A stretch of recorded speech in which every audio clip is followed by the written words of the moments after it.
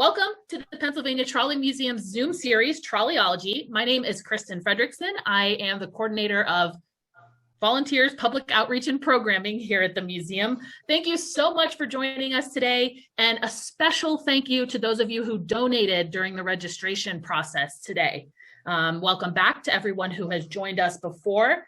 This virtual series features programs on Pennsylvania transit history topics and stories about our collection that you can experience from your home. And we do plan to continue these about every 2 weeks, maybe every 3 or 4 weeks in the summertime. If you have a show that you would like to share that's related to Pennsylvania transit or our collection, please reach out and let me know. So a lot of these presentations you're seeing here are people who have reached out to me by email and are now presenting. So let's see. You can see the full list of upcoming presentations on the Pennsylvania Trolley Museum website, patrolley.org, and I will share that in the chat box in just a couple of minutes. So for those of you who are new to the Pennsylvania Trolley Museum, we were established in 1954 as the Ardent Electric Railway by a group of trolley enthusiasts called the Pittsburgh Electric Railway Club. And the museum opened to visitors a few years later in 1963. It's actually located along the route of the trolley line between Pittsburgh and Washington, PA. You'll find about 50 trolleys here, a couple dozen of which operate, and about 30,000 people take the 4-mile scenic trip every year at the museum. And we have an opening weekend coming up that is fully sold out. April 2nd and 3rd will be our first operating weekend of the year. And if you didn't get tickets, that's okay, because we're going to be open Friday, Saturday, and Sunday, April and May. And we have a toy train layout that's going to be up through May 16th that we originally put up for our holiday event that got canceled. So if you're into toy trains or you have kids or grandkids who are into toy train layouts, this one is awesome. It's got Christmas, it's got Easter, it's got everything. Lots of buttons you can push that we're going to be sanitizing between groups. And we're really excited to welcome people back again. And one more announcement. I made this one during the last Trolleyology. We do have some used books for sale on our website. So if you are a collector of rail books, trolleys, or railroads, we've got some up on our website. We've filled maybe 6 or 7 orders so far. So they're going quick. And now, without further ado, I would like to introduce today's presenter, Rich Krisak. Rich is a native Clevelander, and he got his start as an intern with the Regional Transit Authority in Cleveland during university, and he has a degree in urban planning from Cleveland State University. He's a 40-plus year transit professional, and his last position was Chief Operating Officer at MARTA in Atlanta. He's been involved in planning, designing, and operating new starts, including Buffalo, Dallas, Houston, Boston, and the Atlanta Streetcar. Rich is semi-retired and he's doing consultant work. So this program on Cleveland Transit will be available on our YouTube channel within the next couple weeks. So you'll notice it's being recorded, so you guys will be able to watch this again. At the end of the presentation, we'll have a question and answer session with Rich. But in the meantime, you can enter questions and comments in the chat box, and Rich can read through those at the end. And please keep your microphones muted and your videos turned off during the presentation so that we don't have any distractions on the screen. Our YouTube channel is, I can share that in the chat too. We have a Trolleyology playlist, but if you look up Pennsylvania Trolley Museum, we'll be on there. But I will share that. All right, Rich, if you're ready, go ahead and take it away. All right. And everybody, I'm going to come along and turn off your video if they're still on. Don't be offended. If you have any trouble turning it on at the end, just let me know.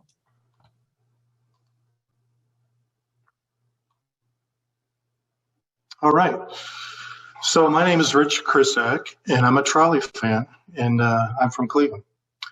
So the era of the 50s always, in Cleveland Transit, always kind of was really interesting to me because there was a lot of transitions going on, a lot of big changes in the system. One thing I wanted to say up front is I wasn't around for a lot of these because I was born in 1957.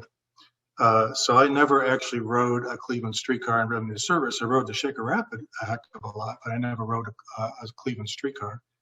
But I was well versed by my father and other Cleveland rail fans, and have read up quite a bit about it too. I was a resident of the West Side. I'm a West Sider. I think in Pittsburgh, you're a North Sider or a South Sider. In Cleveland, you're an East Sider or a West Sider.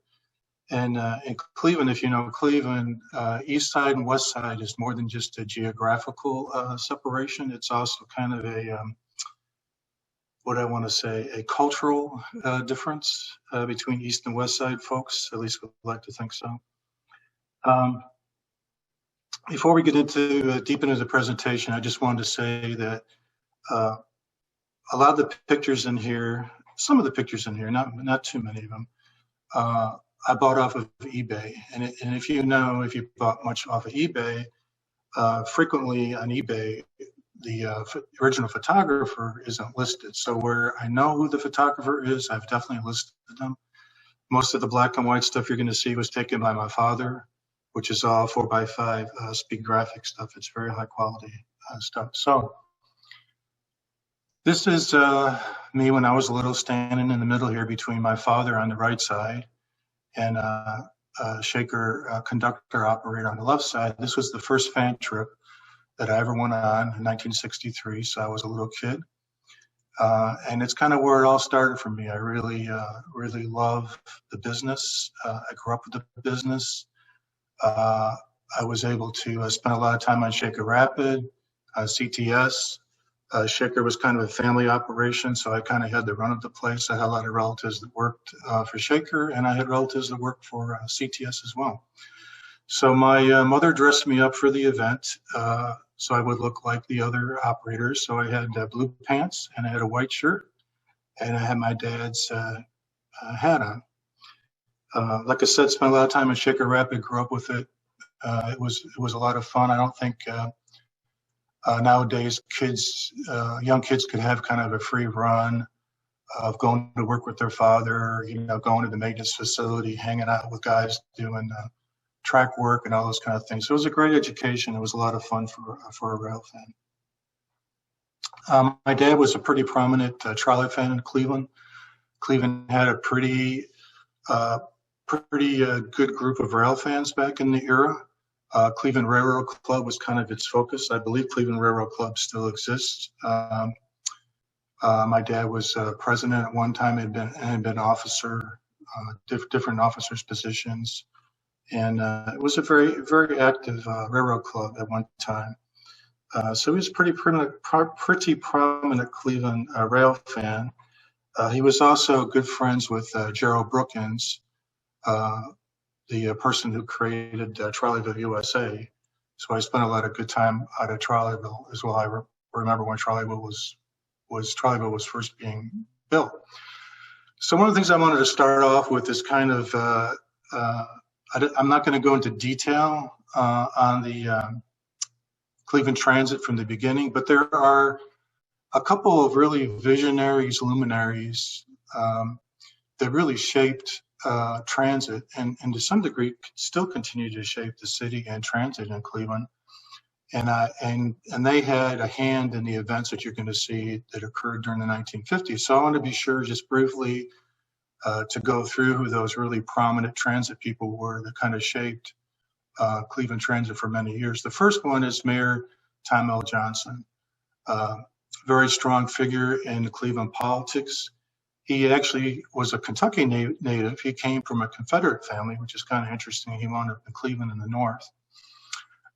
His original claim to fame on the trolley side was he was the inventor of the see-through glass firebox, which seems kind of basic, but when you think about how many fares were pilfered by conductors during the early days of streetcar operation, it was a great way to kind of be able to observe what was going on with the firebox, what was happening.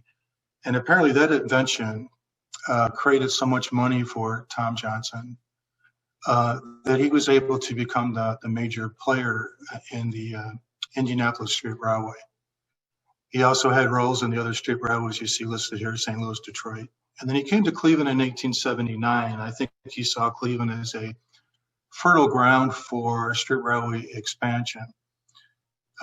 Cleveland, like a lot of cities, had multiple street railways. They were operating, some of them competing with each other, competing for franchises, for expansion. And he saw it as a fertile ground to expand. So he came in 1879 with the idea of being able to do some expansion and some development on the streetcar side. He was also quite a wealthy industrialist. He made his fortune not so much in the streetcar business, but in the steel business in Johnstown, Pennsylvania, and also Lorraine, Ohio. So he was a very wealthy man. He was very prominent. He was a Euclid Avenue resident. Euclid Avenue at the time was where all the wealthy individuals in Cleveland lived. He had a house on Euclid. He was a very wealthy man. He was very prominent. And he got religion one day. And he was really kind of disgusted at the way the city was run, because Cleveland was typical of major cities at the time that were really run by the political boss system. So there was a lot of corruption, a lot of graft, a lot of shady dealing going on in dark rooms in the city club with cigar smoke billowing out. And he just thought that was really not the right way to run the city, that the people were really taking advantage, the politicians in particular were really taking advantage of the citizens, and the citizens weren't really getting much out of their government. The other issue that he saw at the time was that very few people, corporations and landowners, actually paid their taxes. It was very difficult to collect them. They dodged them as best as they could. And so he really sought to become mayor, to reform the city. He did 4 terms as mayor, and he was very progressive. He pushed for municipal ownership of sanitation, of water. He built public works. He built parks. He really showed people that the city, municipal government, could really be a friend to theirs and could really benefit their life. He was a big proponent of municipal ownership of public utilities, and we could kind of see how that plays out, because he always, in the back of his mind, not really in the back of his mind, because he very actively promoted street railway system becoming owned by the city, which at the time was not feasible based on the state's regulations. He was a big proponent of what was called the 3-cent fare, and having run previously owned and operated street railways, he thought that the fares that were being charged in Cleveland by the Hanna family, and the Hanna family were the major owners of the street railways in the city at the time, was just exorbitant. They were making too big of a profit at the expense of service to the citizens. And he was a true believer that a system could be run profitably, economically, and serve folks with the 3-cent fare. So that was one of his slogans that helped him get into office, and he eventually saw that come to fruition.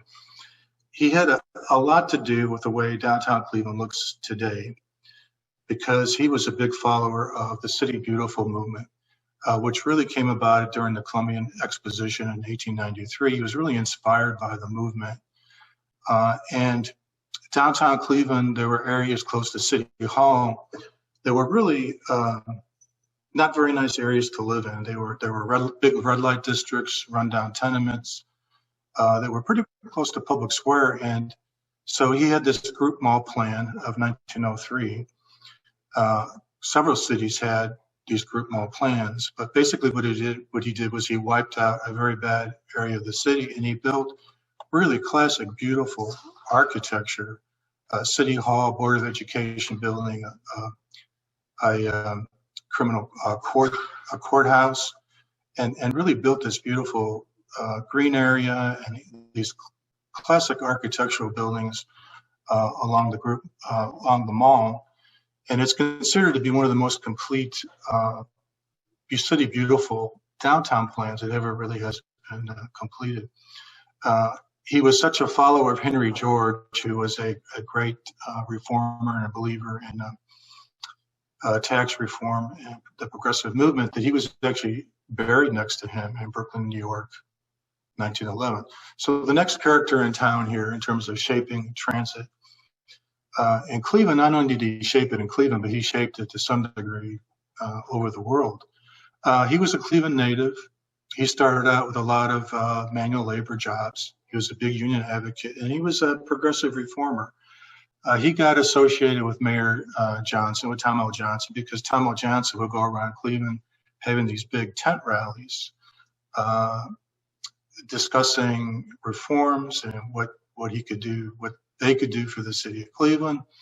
And Peter Witt would follow him around to these different meetings, and Peter Witt was kind of a abrasive guy, very outspoken, kind of crass guy.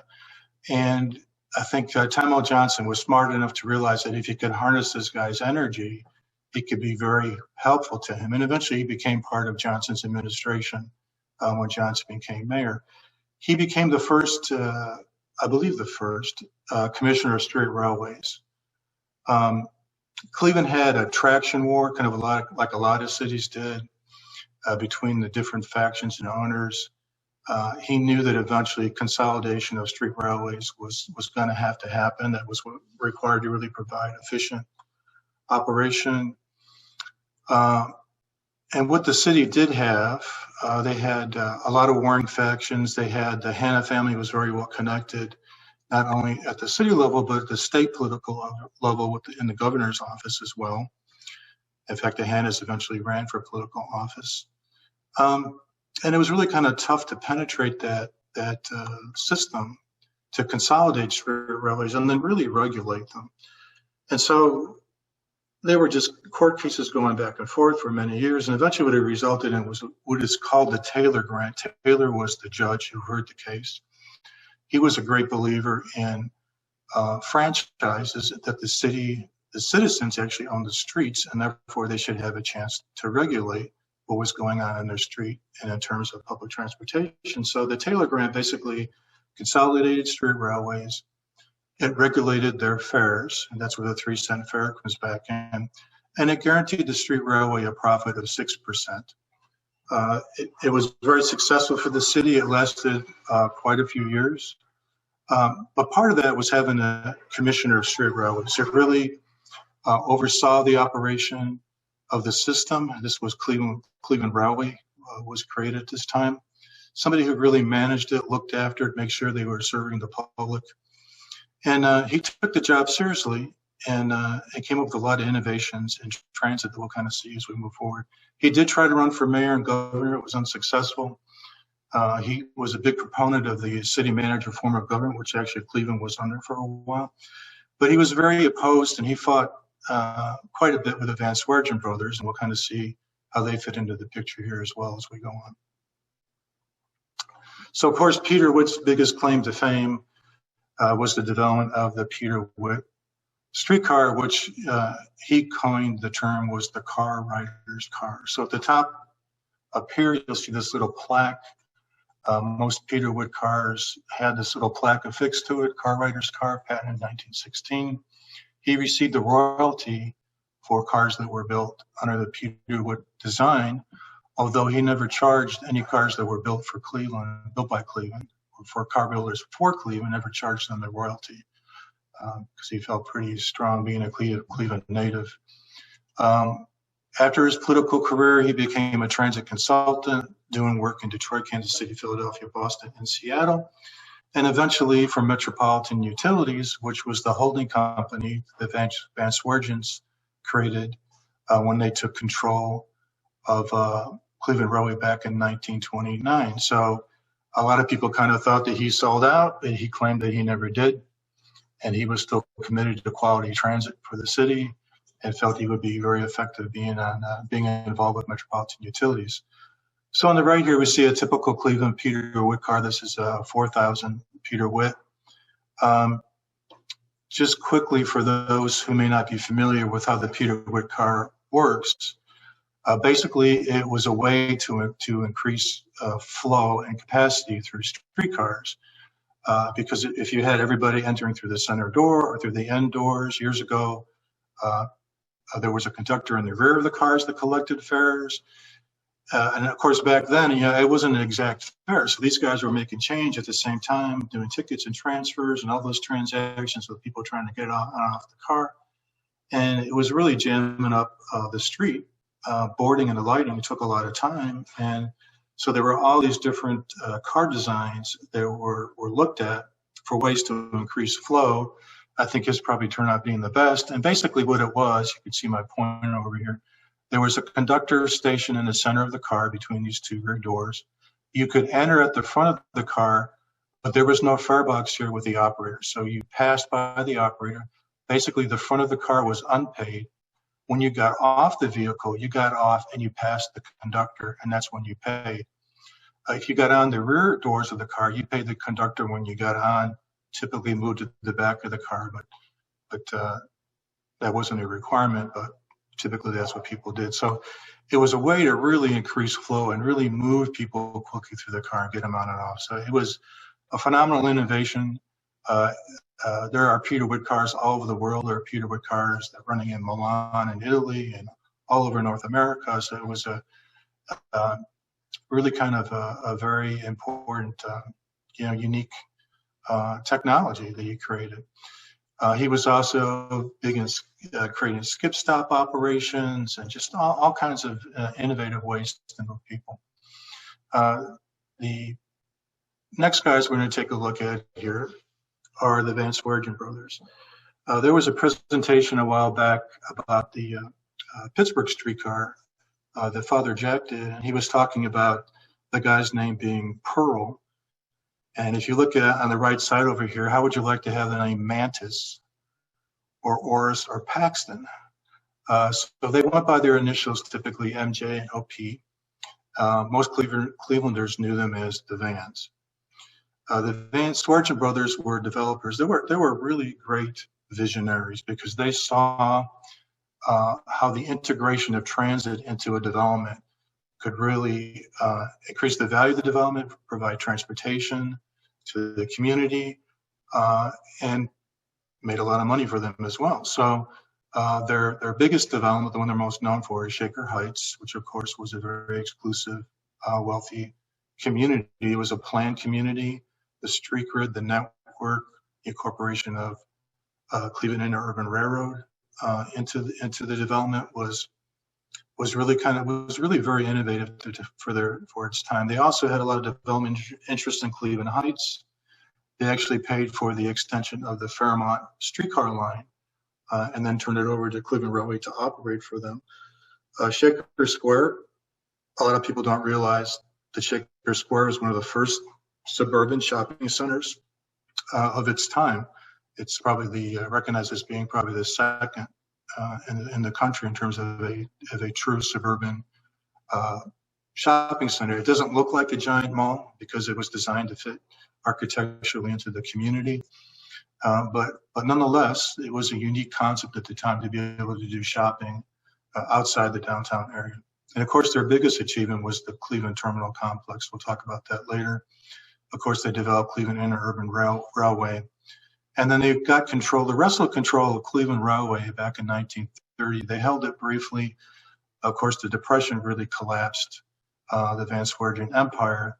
The reason they bought Cleveland Railway, or they seized control of it through creating a holding company, was because they were very concerned. There were a lot of different subway schemes going on. And their main goal in life was to continue to serve the terminal complex and the interest they had on Public Square within the terminal, and they didn't want to dilute that by having other subway developments and things going on that may have detracted from what they were trying to do in the development of the city. They were railroad barons, and that this kind of happened by mistake. A lot of people know this history, so I'm not going to go into a lot of detail on this, but they became close friends with Alfred Smith, who was the New York Central president at the time. They met him because they actually were trying to buy a piece of property to expand a farm that they owned. And the land was owned by Alfred Smith's sister. And so that's where they became acquainted, and they told him about their vision for Shaker Heights, about the terminal complex. And what Alfred Smith was really interested in was a couple things. He wanted to get a central market facility, warehouse facility close to central downtown, because there really wasn't one very well served by rail at the time. And he had a problem with this railroad called the Nickel Plate, which the New York Central actually had control of, but they were required to divest it. And he didn't want to divest it to somebody who was going to actively compete against New York Central interests. So the Vans were looking for a right of way to get into the terminal complex. And so they bought for a 2 or 3 mile purchase, which is all they really needed. They wanted to buy in the whole railroad and get in control of the Nickel Plate. They became so good and so enamored with managing railroads that they created a 30,000 mile railroad network, which include the Nickel Plate, C&O, PR, Marquette, Mopac area, and a whole lot of others that are too numerous to mention. In terms of business, they were very creative on their dealings of holding companies, the way they organized their holdings, the way they managed it. The Allegheny Corporation was a holding company that owned a lot of railroads, and they were able to manage. They were very leveraged in terms of their business dealings with railroads, with their development. And they were very adept at using OPM, other people's money. That's what they did. That's how they created their empire, which of course really came to a crash during the Depression. They standardized a lot of motive equipment, rolling stock on the railroads they owned through the Advisory Mechanical Committee, which you'll kind of see here. I have listed at the bottom. So next character in the story, Albert Porter. So every story has got a villain, and this is our villain. Albert Porter was the county engineer of Cuyahoga County, which is the biggest county in the Cleveland area. He was engineer from 1947 to 1976, which is a long period of time. He eventually got kicked out through some corruption that he had in collecting money in a so-called flower fund, which was really were campaign contributions to keep him going. He is known as the father of Cleveland's suburban freeway system, and he was a phenomenal rail transit opponent. Like a lot of cities, in the 50s, the freeways were a big thing. People wanted to have freeways, they wanted more mobility, they wanted to get out to the suburbs, and it really resulted in what became a very imbalanced transportation infrastructure, which you can see all across the country, because eventually the freeways really became preeminent and predominant to the expense of the transit side of it. So we'll kind of see his role as we go through the presentation, because he may have had a bigger impact than some of the others we just talked about, although I would argue that the Vance Fortune's impact was probably the biggest on Cleveland transit. They were really true visionaries. So kind of framing up what was going on in the 50s in Cleveland. The war was over. There was a period of pretty intense inflation after the war, but that was over by the 50s. And it was a great time for the United States, and it was a great time for Cleveland. The United States emerged from World War II as being the world power, the preeminent power in the world. And a lot of that was because of the industrial might that it had. And of course, the term being, the arsenal of freedom. And of course, Cleveland was a huge industrial town. So they benefited big time from the war. They also sacrificed, of course, like the rest of the country did. But it created a booming economy. So when things kind of settled down after the war, rationing was over, you could purchase cars, you could, a lot of things that you were held back during the war, really came back to the forefront, which benefited Cleveland tremendously because of the steel mills and auto production that it had. So it was for many, many years the 6th largest city in the United States. It was a position it held very early in the game and held on to that for quite a few years. In fact, it was still growing in 1950. It reached its peak of population very close to 1 million in 1950. Again, booming economy. It was truly an industrial giant at the time. It was the 2nd largest steel producer in the United States next to Pittsburgh. It was the 2nd largest automobile producer, assembler, and parts manufacturer in the United States next to Detroit. Downtown was really healthy. It had Playhouse Square, which is still there today, which was the largest theater complex outside of New York City. There were 5 department stores downtown. When I was growing up, there were still 5 department stores downtown, believe it or not. Cleveland had world-class cultural institutions, primarily because there were such wealthy industrialists and there was a lot of philanthropy, and Cleveland's cultural institutions really benefited from that. And Cleveland was known, and I think still is known to some degree, for having really distinct diverse ethnic neighborhoods. So there were German neighborhoods and Irish neighborhoods and Slovak neighborhoods, Russian neighborhoods. And so there's some of that still exists, but very ethnic town, very diverse ethnic background. Back in the 1930 census, I think it was, I read 65% of Cleveland citizens were either foreign-born or children of foreign-born people. So big diverse ethnic community. My mother was Hungarian. She lived in the Buckeye Woodland neighborhood. Buckeye Woodland was the largest group of Hungarians outside of Budapest. I mean, it was a huge Hungarian neighborhood. My dad lived in a German neighborhood, although they were Slovaks. Slovaks were mostly on the east side of Cleveland. And both my parents didn't speak English until they actually went to school, to grade school, because you could bank, shop, go to restaurants, do whatever you wanted to do in your ethnic neighborhood, basically, in your language. And I'm sure Pittsburgh was that way quite a bit at the time. The Cleveland Browns on the sports side were in their peak years in the 1950s, and the Indians had won the World Series in 1948. So there was a lot of optimism in the city and in the region that things were going to continue to go the way they did, and they did for quite a few years, until about 1960, when Cleveland really started to decline. So that's another story. When I was growing up in the 60s and 70s, Cleveland was still the 7th largest city in the United States. So it was still a very big city, and a lot of jobs, a lot of opportunities. So these are just some neat shots of the Cleveland skyline. This is not in the 50s because you can see there's some newer buildings. There's Erie View over here, Justice Center, and some other different buildings here.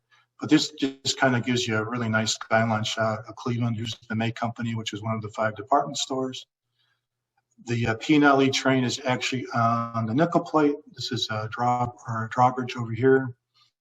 This is the Lorraine Carnegie Bridge. Cleveland, like Pittsburgh, is a city of bridges. The Cuyahoga Valley, which is down here, and the Cuyahoga River basically separates the east side and the west side. So there's a lot of really massive bridges connecting one side of town to the other. This Lorraine Carnegie Bridge here, I think it's now called the Hope Memorial Bridge because Bob Hope's father, who was a stonemason, came to Cleveland originally to work on Trinity Episcopal Church on Euclid Avenue. And there are these beautiful statues. You can't see them in this picture. They are located on this bridge, very monumental, very Art Deco looking statues. And apparently Bob Hope's father helped carve some of that. So this kind of gives you a nice picture of Cleveland. You can see the Terminal Tower here, the Terminal Tower complex back here. And here's another neat picture of downtown. This is looking to the west. And so there's a few things to discuss here that kind of play prominently in the world of transit and streetcars in Cleveland. So what you see here, hopefully where my cursor is, that's the old Central Viaduct. So that was one of the main arteries from getting to the west side of Cleveland on this side, over to the east side, Public Square and downtown. So the viaduct piece of this remained, and I believe is still there. But there was a swing bridge here in the middle. So whenever boats came up and down the Cuyahoga River here, the bridge opened and it would stop traffic. So the congestion was just phenomenal because you had interurbans coming over, had streetcars coming over, trucks, horse-drawn vehicles. It was just really kind of insane. And the city knew that it had to do something to control congestion. So what they did was build this Detroit Superior Bridge right here, which is a big bridge connecting the east and the west side. The bridge was built in 1917 to replace the Central Viaduct over here. And its important transit role, at least during the streetcar era, was this lower deck down here, hopefully you can see, was where streetcars ran, and it was 4 tracks. So there were two pairs of eastbound, westbound tracks underneath the bridge, and there were 2 portals, one on Detroit and one over here to the left on West 25th. So this was a main transit artery. It still is a main transit artery because there's a lot of bus traffic that continues to go across this bridge. Farther over here in the very left corner, you can see the Cleveland Union Terminal Viaduct, which is runs on the west side of the terminal, goes across the Cuyahoga River. It's about a 3,000-foot viaduct and bridge, steel span bridge, which we'll see later. Another interesting trolley fact over here is this isn't the old Woodland Avenue and West Side Railway powerhouse, which still, I believe, is standing. This is the Bno Jackknife Bridge, which I think is still there, although I'm not sure it can go up and down anymore. And it provided access to this area over here, which was Whiskey Island. Back, if you're a Hewlett ore boat fan, you can see this is the CMP ore dock back here, where there's three Hewitts back here. There's an ore boat park right here. These are the entrances to the salt mines under the lake in Cleveland. This is the pump house for the water filtration plant. So kind of interesting picture. Rockefeller, who was originally from Cleveland, his first refinery was here in the Flats area, was kind of housed in this block of buildings right here, his original offices. So I'm going to jump right into the creation of the Cleveland transit system. So Cleveland, so if you think back to Tom L. Johnson and the Taylor Grant, eventually Cleveland was able to gain control and create a municipal transit system, which was always the vision of people like Peter Witt and Tom L. Johnson. But they had to wait until 1914 for that to happen. Apparently the Taylor Grant was pretty efficient, provided good service to the public. There were attempts prior to 1942 to take over municipal operation of the system, but there just wasn't a lot of political will to do that because apparently citizens were fairly happy with their streetcar service and their transit service and the way things were going. We're kind of at the advent here of the U.S. getting involved in World War II, but ridership was already on the increase even before the advent of World War II in the city of Cleveland. So they already had some issues with streetcar shortages and a general shortage of vehicles because the ridership was really doing well. It was increasing. So back in 1942, there were still 22 streetcar lines that were still in service. There were 10 streetcar lines that were already abandoned by that time. It's still a very healthy system. 293 miles of track, and about 700 plus or minus streetcars that were still in service, and one trackless trolley line at the time. Cleveland became a big trackless trolleybus system, but back in 1942, it really wasn't. There was only one line. There's a lot of labor strife, of course, during the war years. And then there was an impact on the system on the Taylor Grant, because the Taylor Grant, because the profit the company could make is established at 6%. The fare was regulated, of course, for 3 cents for quite a few years. The guys who managed Cleveland Railway were really good at moving a lot of people and the biggest vehicles they could purchase. So when you look at Cleveland streetcars, they're generally 53 foot. They're over 50 foot for sure.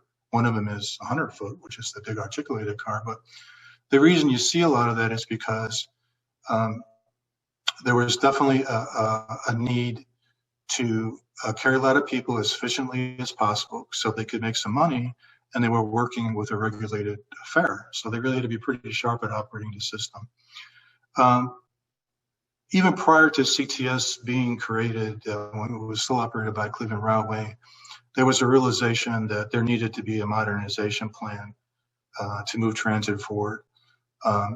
When CTS took over in 1942, they worked even more ardently on, what would the modernization plan be? What would the system look like Of course, World War II prevented a lot of that from happening. But basically what you wound up having is two competing plans. The Reid Mccarter Modernization Plan, and it was adopted in 1944. Reid was the chairman of the transit board when CTS was created. Rather than just being a regular department of the city, they had its own governing board and its own general manager. So Mccarter was actually the general manager at the time. Reid was the chairman of the board. And they adopted this modernization plan. They took a second look at it back in 1945, and they hired Duluth Gather out of Chicago. And they came up with a plan which was called the Rapid Transit Plan, was adopted in 1945. And we'll kind of get in discussion with the differences between the two, but it really cast the future for transit in the city of Cleveland. Last streetcar service ran on January 24th, 1954, and the first day of rapid transit service was March 15th, 1955, so not a whole lot of time between the two. So they were moving fast. So the next series of slides just kind of explains the basics of Cleveland's transit operation and some of the unique features. So Cleveland Transit has always been focused on what's called Public Square, which is this 4-quadrant system here. Public Square was originally, back in the beginning of the city of Cleveland, an open grazing land, so you could actually bring your livestock here. Big grassy meadows, and you could graze for free. It was no fee for grazing. But eventually these 4 quadrants were designed, and this really became the hub, and still is the hub, for Cleveland's transit scheme. RTA has built a downtown transit center, I think on one of these quadrants here. I'm not sure which one. Probably someone in the chat room can tell us which quadrant was used. You can see Pcc Car here and Cleveland 4000. This must have been taken on a Sunday because you just don't see a whole lot of congestion here. And this was one congested place. So where you see these paint stripes, a lot of times they were two lanes of streetcars or buses in the same direction running in this area. So kind of an interesting area. This is a color view. It's very difficult to find color pictures of Cleveland for some reason. You'd think it would have been very well photographed. Again, must have been on a Saturday or Sunday because here you see a trolley coach, PCC car, very little traffic. This is Soldiers and Sailors Monument. But traffic was so heavy here, even back when I was a traffic checker with RTA, that it was very difficult for buses to make turn movements without, conflicting with each other. It was so congested. I mean, it's really hard to believe what it was like even into the 70s. I graduated in 79. I went to Cleveland State, which is at 22nd Street, and the streets in Cleveland are numbered from the center of Public Square out. It was easier for me to walk those blocks than it was for me to try to get on a bus to get back down to Public Square to get on the rapid transit. It was so congested even back in the late 70s. So another unique feature of downtown Cleveland Public Square operations were these pagodas. They call them pagodas because they kind of look like Asian Japanese architecture. The city of Cleveland built these, and they were kind of a distinct feature of Cleveland Transit for many years. Here's the May Company, one of the downtown department stores. Here's a nice shot of a trolley bus in the trolley bus era. It's a St. Louis built bus, I think in 1947, 48, a bus. And then we see here a Cleveland Kuhlman 4000 series car. And this is the front of Terminal Tower, where you see this clock here. Another unique feature of Cleveland's streetcar system was they had a 4-track main line that came through downtown. It wasn't long. It was only 2-3 blocks long. It fed into the Detroit Superior high-level bridge, the bottom deck we saw in the previous pictures. So you can imagine trying to cross the street, back in the heyday of streetcars with 4 tracks of a streetcar line. and all the motorists, all the other vehicles and pedestrians. It must have been really a crazy scene.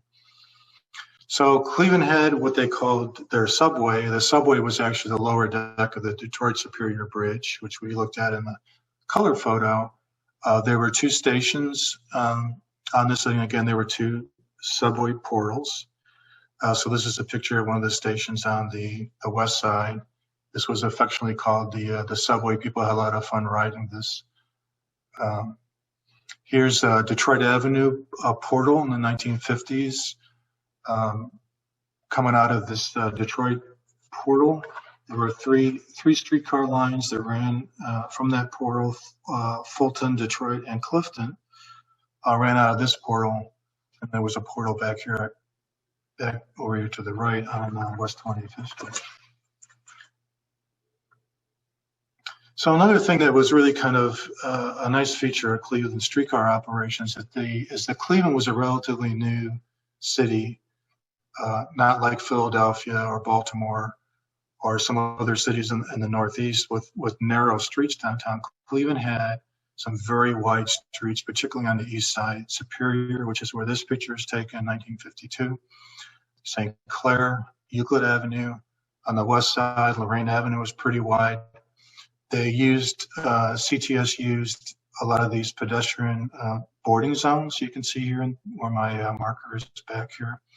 So in terms of streetcar operations, from looking at it from today's perspective as a transit planner, I mean, nice wide streets, really conducive to light rail streetcar operation.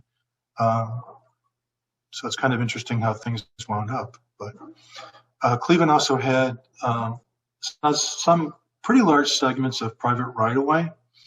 Here we see the Fairmont Boulevard line, 1946. This line went up to Cleveland Heights area, which was, again, the Vance Wargents had development interests further up the hill. They used to call this going up the hill into the Heights.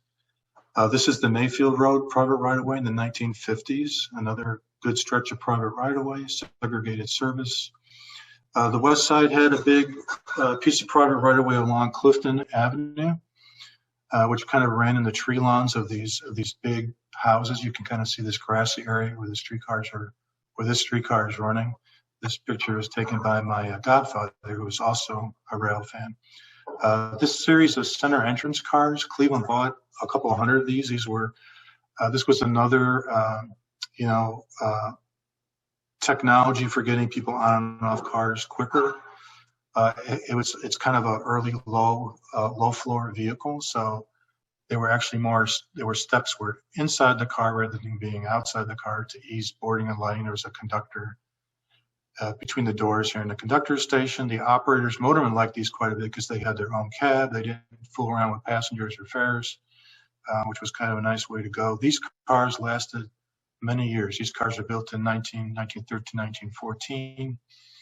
They ran on the Cleveland streetcar system until 47, 48. And of course, Shaker ran them until the late 50s. These were, this type of vehicle modified was Shaker's kind of mainstay for many years.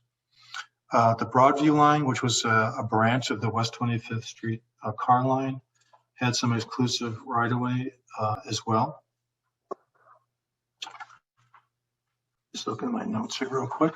And then Cleveland had amusement parks too, just like I think Pittsburgh has Kennywood, was served by streetcars. Cleveland had two amusement parks. This is perhaps the biggest, best known, which was Euclid Beach Park. You can see the roller coaster here in the background. There was also an amusement park Purity Springs. The other unique feature of Cleveland is Cleveland gets a lot of snow. So Cleveland had a lot of snow fighting equipment. So you can see this was one hell of a snowstorm. There were two big snowstorms in 1950 and 1951, which really kind of stressed the older streetcar operation that was around. But they did well. They survived it.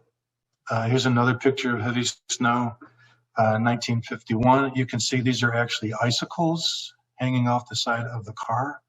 That's how cold it was. This is St. Michael's Church in the background. This is West 25th Street area. This was the church my parents were actually married in. This is my dad's old neighborhood.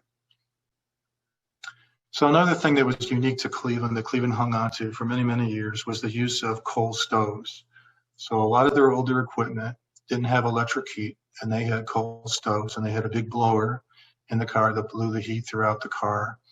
And they kept these coal stoves until basically the end of streetcar service, which was kind of an anachronism in the business and kind of an embarrassment, I think, to some degree with other transit professionals to see the use of coal stoves in that era.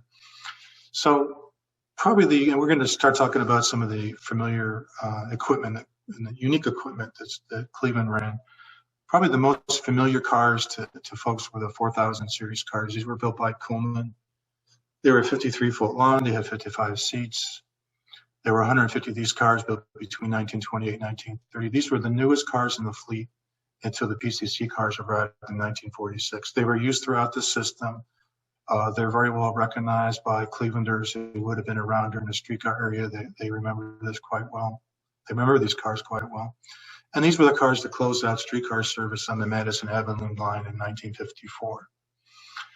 This is an interior photo. This is a Coleman builder's photograph that I have that shows the interior of the car as built. So actually quite a nice car. I mean, nice bucket seats, nice lighting, nice floors.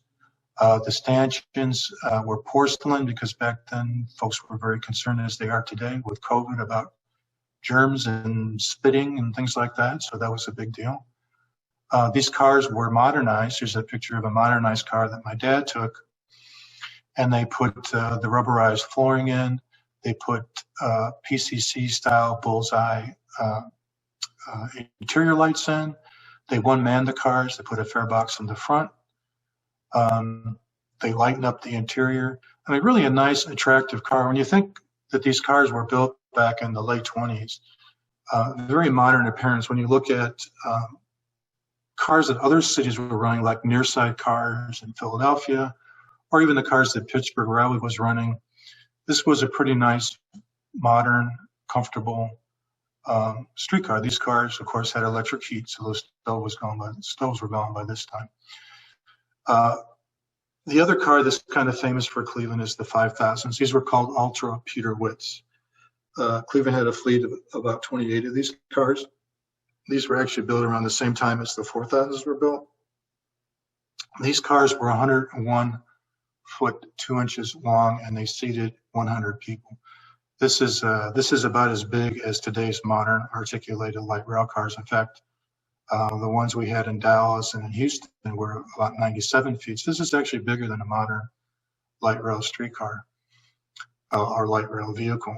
It took a 3-person crew, and these were assigned primarily to 2 lines: Euclid Avenue, which is pretty much the heaviest line in the city, and Detroit Road, which was in Lakewood, went to Lakewood, which is the city that I grew up in, the suburb I grew up in. So big car. This is a close-up of the, again, a Coleman Builders photo of the articulated section of the 5000s. Here's a 5000 revenue service in 1952. Again, you can see these pedestrian loading boarding zones here that were used on Euclid Avenue, and a lot of the east side, big east side lines had these. Now, although, you know, the 4000s and 5000s were around, they were kind of a mainstay of the fleet. However, at the time that CTS took over, there were hundreds of cars that were built, still operating, you know, in the very early 20s or in the teens, 1914, 15, 16. This is a picture of an older, one of the earlier generations, Peter Witt cars. After about 1915, all Cleveland bought was Peter Witt cars until the PCC car came along. So another thing that was kind of unique about Cleveland is they were big believers in the use of trailer trains. Cleveland's a pretty flat city, pretty easy to operate trailer trains on. And again, because of the influence of the Taylor Grant, the regulation of fare and the regulation on profit, again, you wanted to move as many people as you could and the biggest vehicles you could put on the streets. Trailers made a lot of sense. It's less sense because you had a 3-man crew. You had a motorman, conductor in the first car, conductor in the rear car. So you saved operating crew member. It was better for traffic congestion because you had, rather than having 2 cars trying to get through traffic lights, you had a train trying to get through a traffic light. in a phase. So it was actually better for the movement of traffic. And again, Cleveland had hundreds of trailers. Cleveland ran trailers until the early 1950s. So here's last day of trailer operations in 1955. I forgot to mention back here, Cleveland actually had, this is a set of matching motor cars and trailers that were actually matching that were built by Coleman. So they would have a very nice modern appearance. And then we had the last day of trailer operation on the East 55th line in 1951. So the trailers, you can see the smokestack here for your coal stove. Trailers were a big thing in Cleveland, and they played a prominent role to the very end. They did very well. They hauled a lot of people. So that was a big feature of the Cleveland system. Here's another trailer train. Last day was 25th, 1950. So back to the modernization plans. So if you look here on the right side, the original modernization plan, the Reid Mccarter plan that was actually formulated by the CTS general manager at the time, would have retained 17 streetcar lines and about 114 miles of track. There would have been an extensive subway system approximately from West 65th to East 65th Street, although that was even broadened further into subsequent versions of the plan. There would have also been a downtown subway loop with 5 stations. They would have utilized Cleveland Interurban Railroad for some of the right-of-way for some of the car lines. And they envisioned a fleet of about 275 MU Pcc cars. So these Pullman cars that were bought by Cleveland were actually designed and configured for MU operation. And then they would have had an extensive feeder bus system, and the Huff trackless trolley line would have been retained and would have got new cars. So that was kind of the base case where Cleveland really thought they were going. It would have been similar to Philadelphia streetcar subway, Boston's streetcar subway network.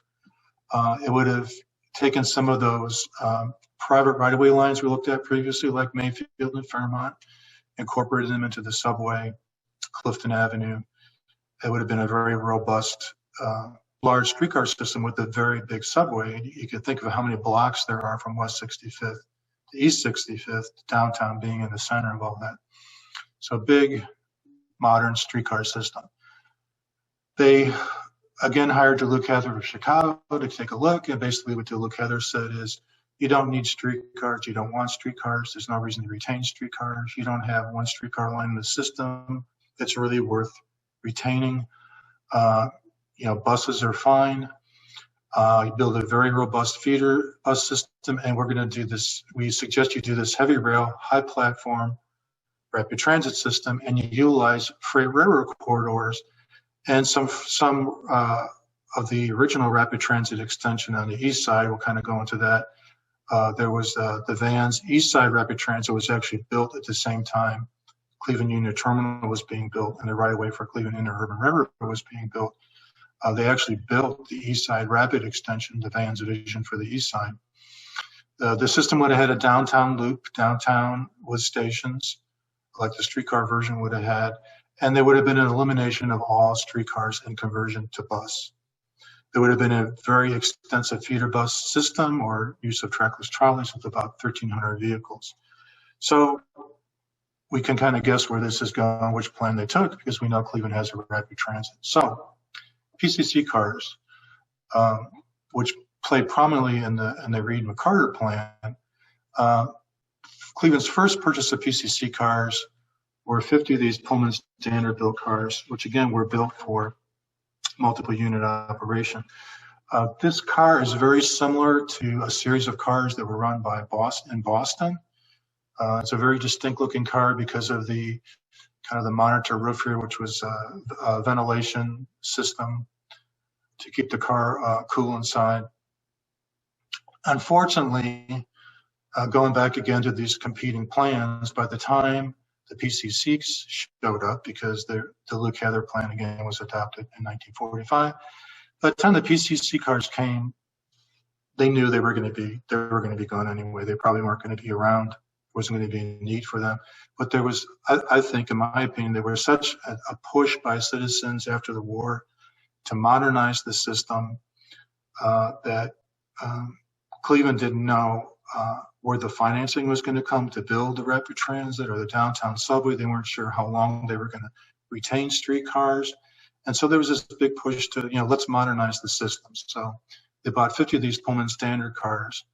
The first test of a PCC car was back in 1939 when they borrowed a car from Pittsburgh, and they put the car in revenue service with a conductor and ran it. And I think it was successful, but I don't really think Cleveland Railway had the wherewithal to be able to finance a fleet of PCC cars and get them into service. So there really wasn't much done at that 1939 or 38 demonstration.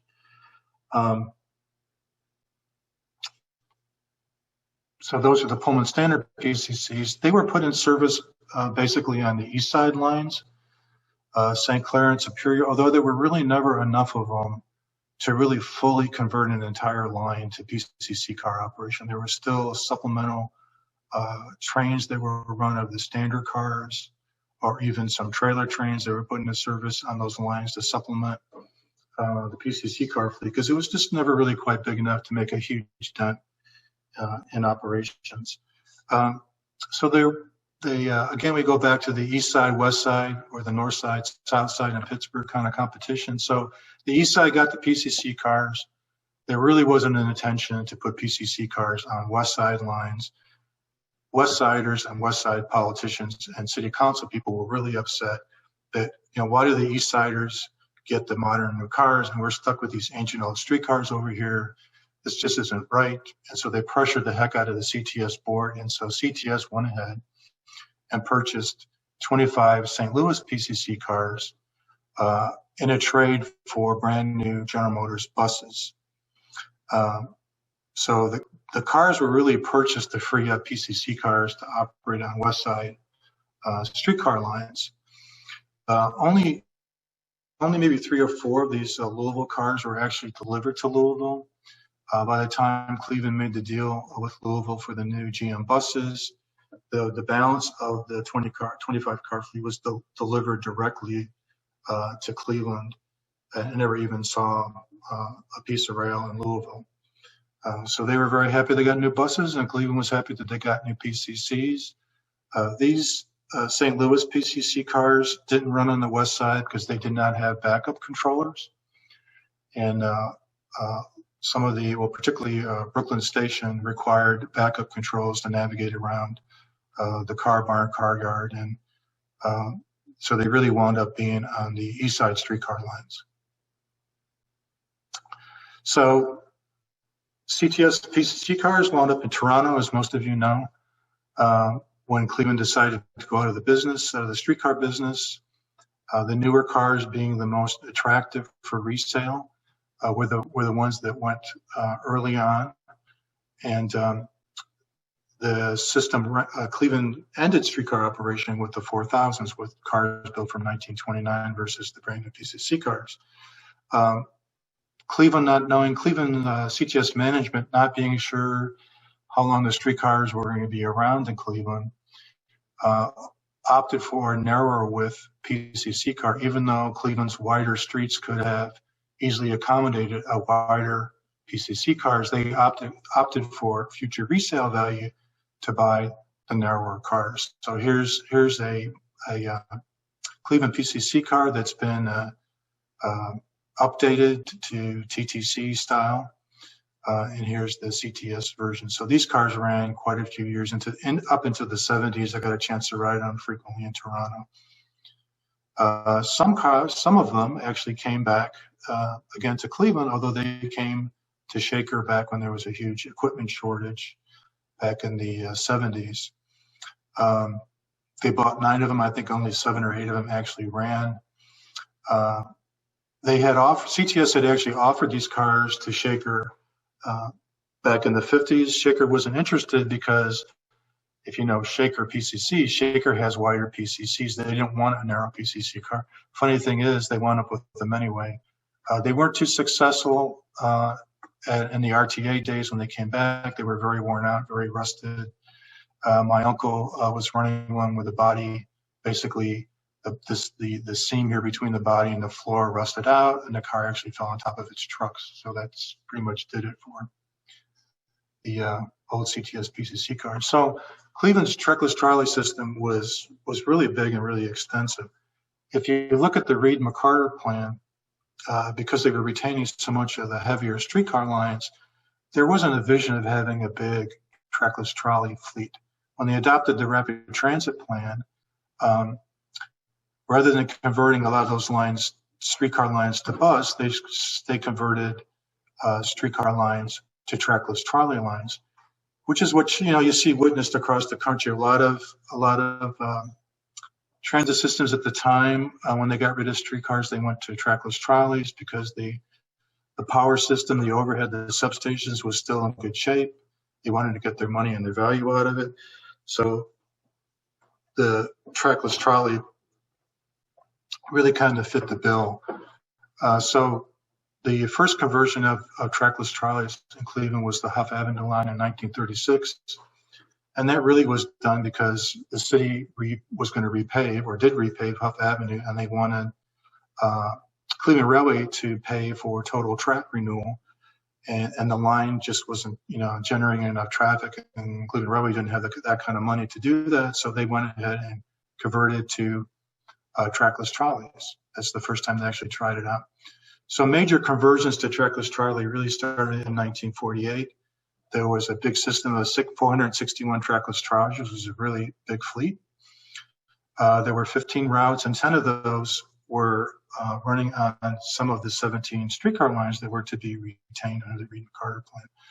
Oddly enough, Euclid Avenue, which was really the heaviest streetcar line, never got trolley buses. I guess they thought the Rapid, being close enough and feeder bus operation to the Rapid didn't really require Euclid Avenue to be converted. But I can tell you, when I was a traffic checker in the 70s, Euclid Avenue was still scheduled for a 90-second headway for buses. I mean, it was a very heavy line. Of course, today it's the Huff line BRT.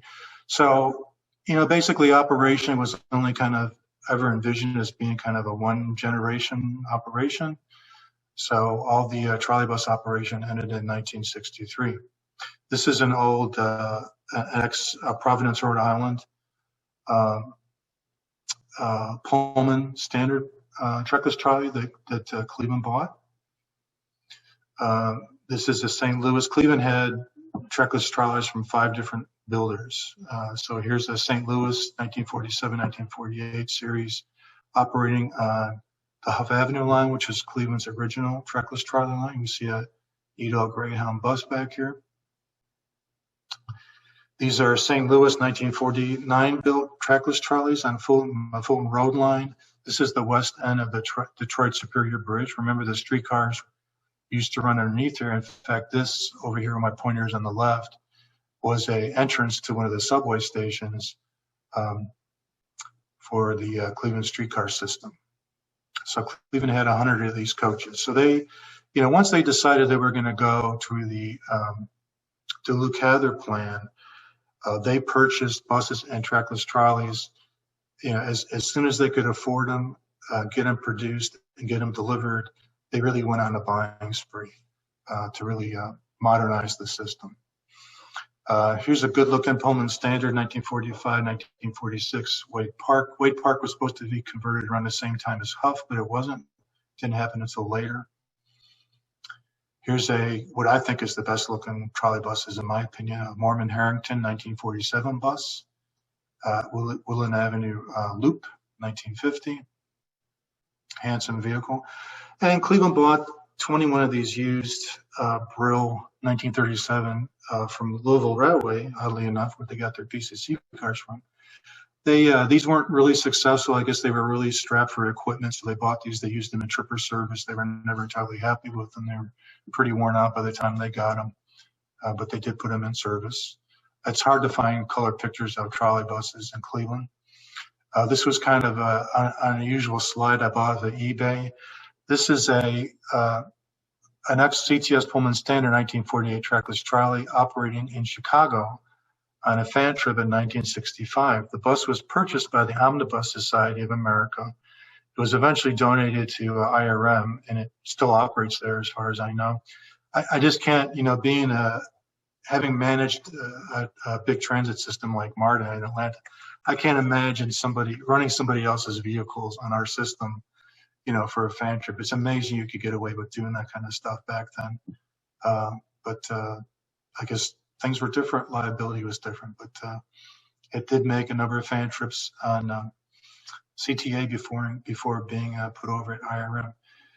In the later years, Cleveland went to this, what I think is a fairly ugly, I kind of call this like a bathroom, 1950s bathroom color, bird shell blue, I guess, bird egg blue paint scheme, which was the last scheme that was on Cleveland's trackless trolleys. This is downtown East 3rd and Rockwell, and this is a Bill Volkmer slide. So buses, Cleveland first got into bus operation back in 1929 for some weaker lines. I don't think they took it all that seriously, but they started accumulating a pretty sizable fleet. A lot of twins and older engine in the front kind of buses, but during this big modernization conversion plan, buses played a very prominent role in the system. So they had a very nice modern bus fleet. They were starting to acquire quite a big fleet in the 50s. Here's a GM 1956 model. Cleveland always sported these really, what I think are very beautiful paint jobs on their transit equipment. Rich, sorry to interrupt. We got a question that was sent to me.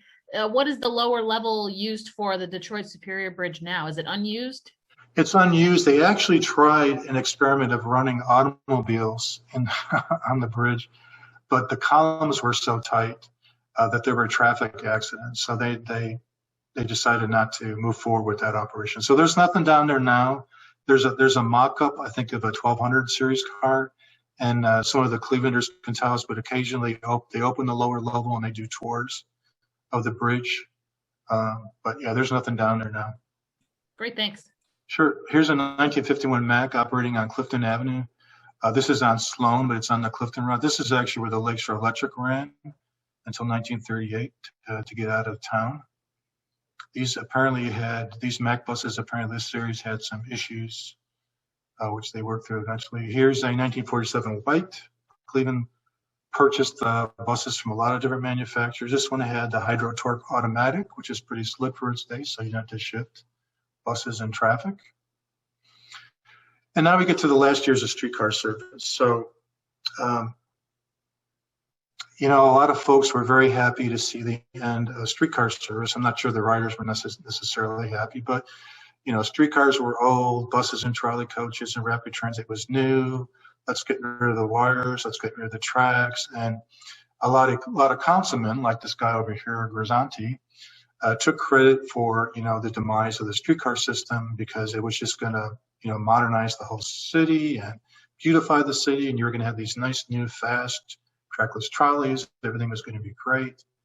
A big vision of the future, rapid transit, freeways, buses, it was really a big thing. So, a lot of folks embraced the demise of the streetcar. So here you see St. Clair on its last day of operations. This is the trackless trolley that replaced this nice looking Pullman Pcc car back in 1951. Here we see the Collinwood branch of the St. Clair streetcar line, 1951. They painted up their old cars. You can see again the smokestack for the coal stove. So long Collinwood. Collinwood was a big railroad town.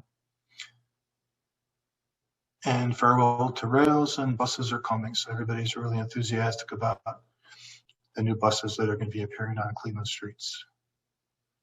In 1952 is kind of a last hurrah, knowing that streetcars, were going to be eventually going on their way out. Cleveland had this parade of progress where they dragged out, everything they had streetcar-wise, and paraded them on Euclid Avenue. This is on Euclid Avenue. This is the old Bond building, which is a beautiful old Art Deco building that got torn down. And back all the way down here, kind of hard to see. But this was the only time a PCC car actually ran on Euclid Avenue because no PCC cars ever ran on Euclid Avenue. Of course, no trackless trolleys ever ran on Euclid Avenue. So hard to believe that an event like this would draw like 300,000 people, but this was a big event in downtown Cleveland. You can see all the people lined up on the street over here. The amount of police were out, and this was a really big deal to see this parade of old streetcars and modern vehicles coming through downtown. So there was a brochure printed up here.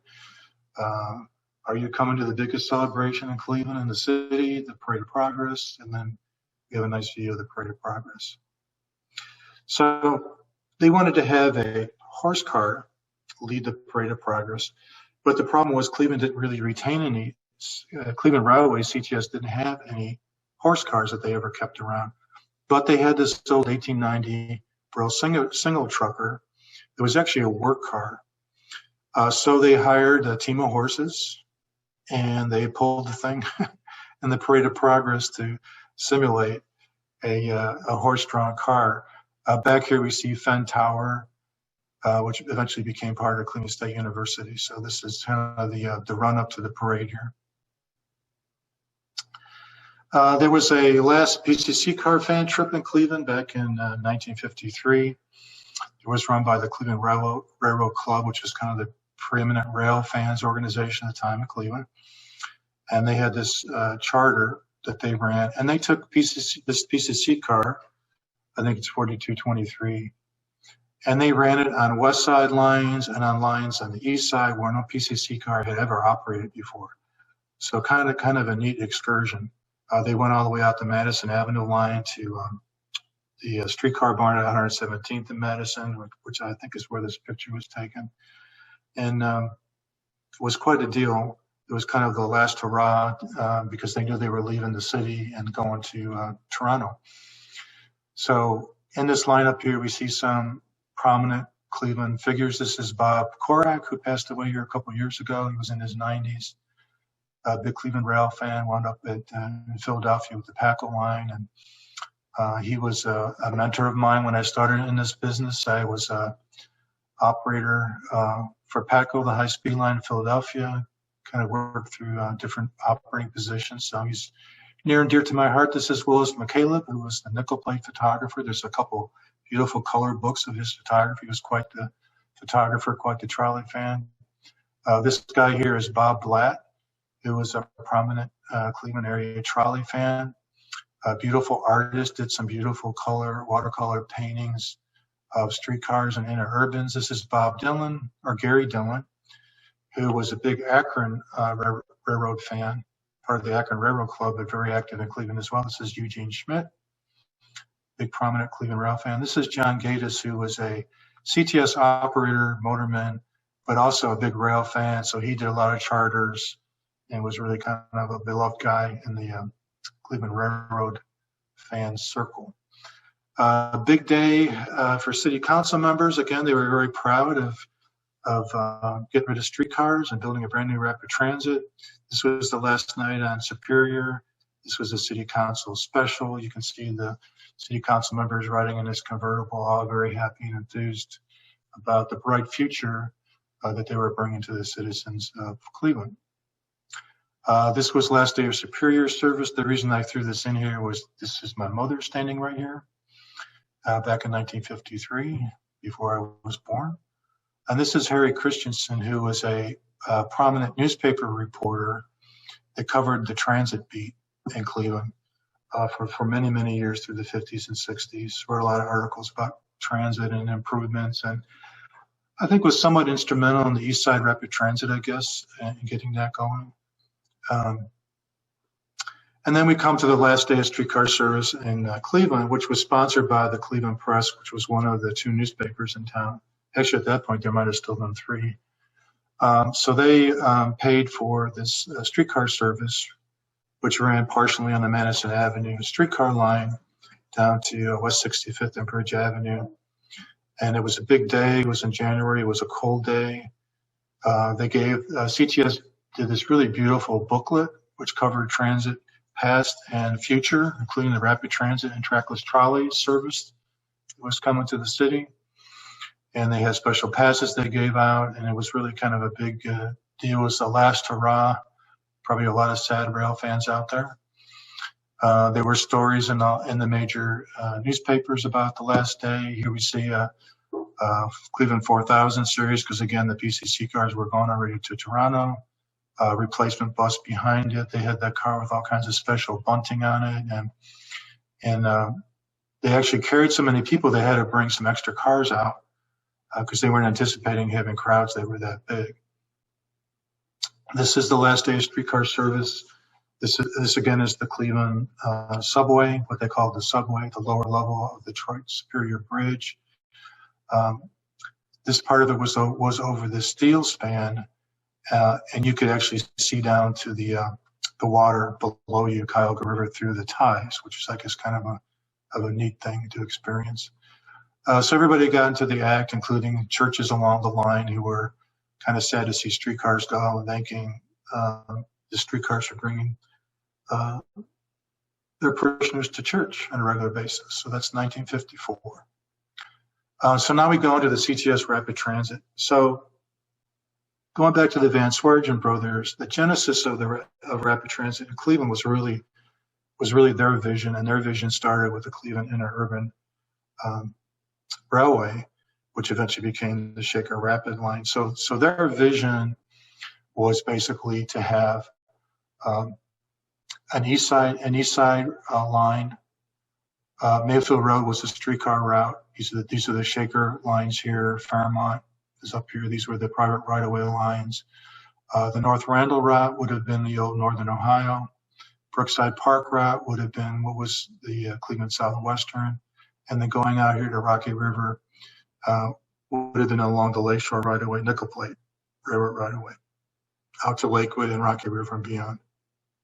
So it really kind of started with the genesis of the Van Swearingen brothers thinking. So these are the interurban railways. The idea was the vans were going to bring the interurbans into the terminal.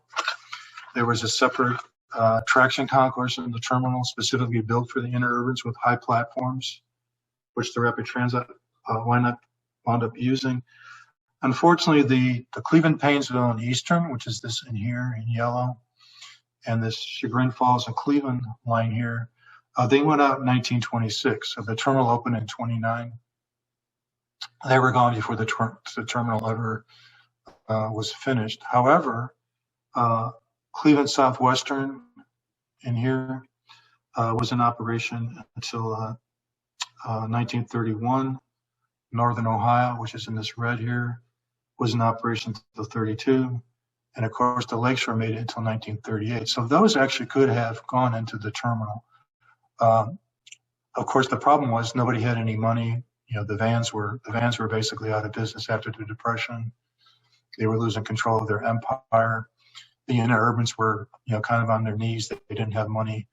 But the idea was to connect these interurban lines to rapid transit extensions again, to get into Union Terminal. And of course, Union Terminal was their development. So anything to make their development stronger was good for them. So they had a lot of really, forward-thinking vision for transit and development of the Cleveland area.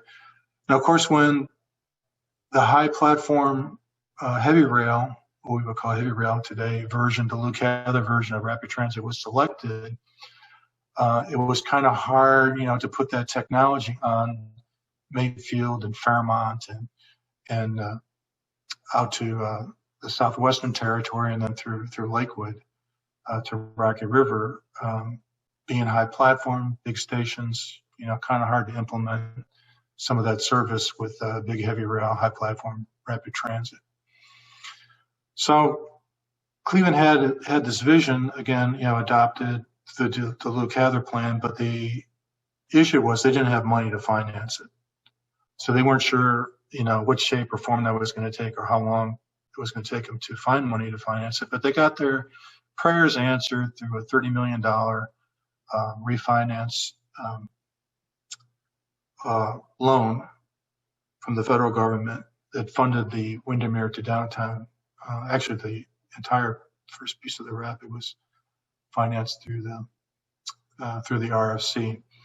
So the initial branch ran here from Windermere, station number 1.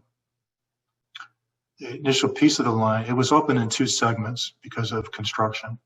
So the initial piece was from Windermere, running on the east side, Rapid Transit, which was already basically constructed at the same time the terminal and Cleveland Interurban Railroad were being built. And we'll see some pictures of that in the future, into downtown Union Terminal.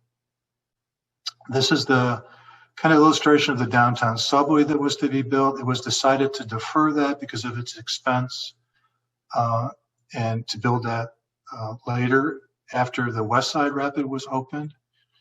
And here we see the West Side Rapid that went to 117th near Madison Avenue. That opened in the same year as the Windermere line, which opened in March. West Side Rapid opened in August of 1955. 13.6 miles total.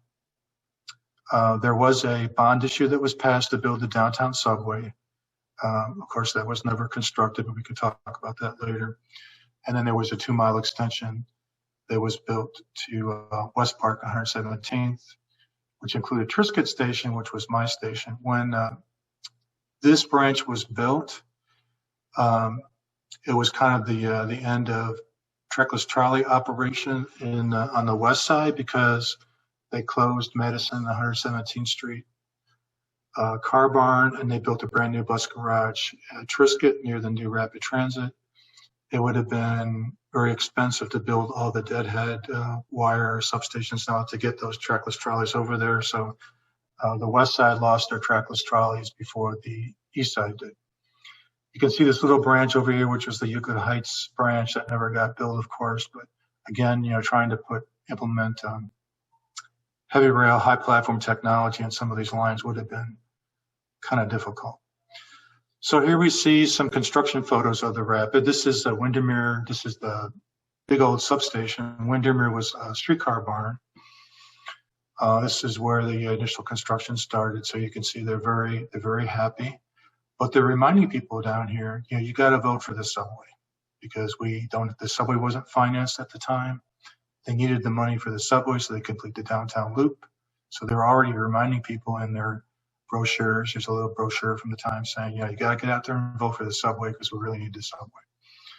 So here's some construction photos. I actually got these off of Herb Harwood, who's a really great gentleman, a really super rail fan. He was a close friend of my dad's. He lived in Cleveland for a few years.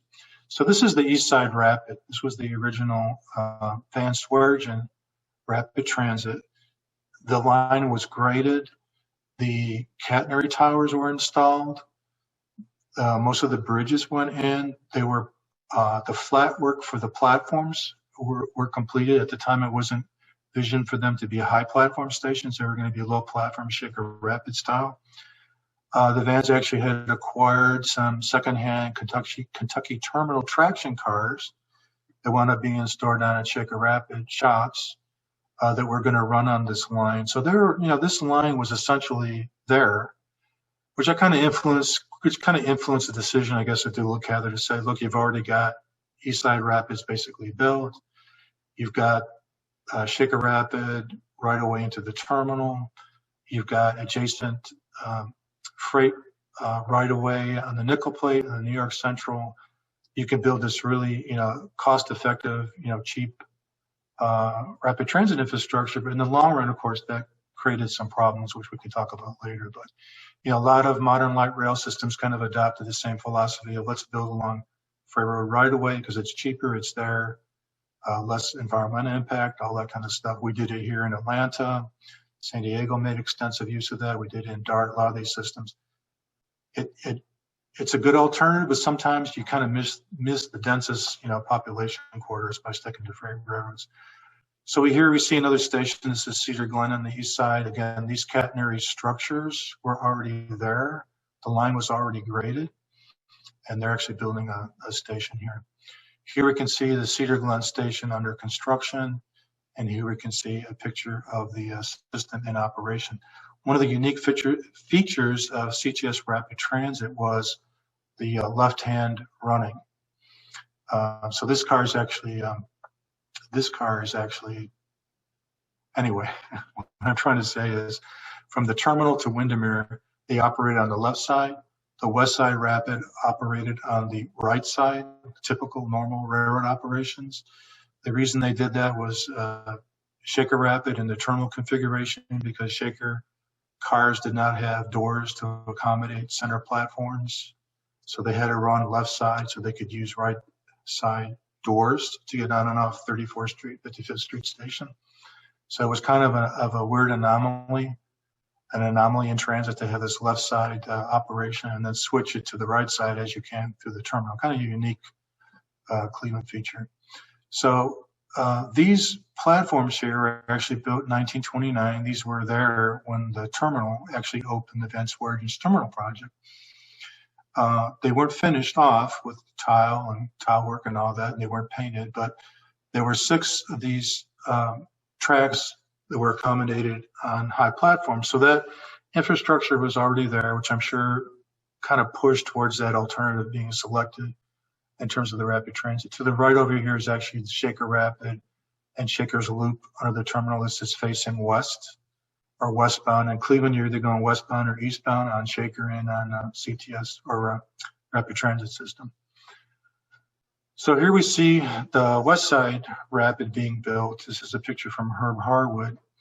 You can see here's the Cleveland Union Terminal right away.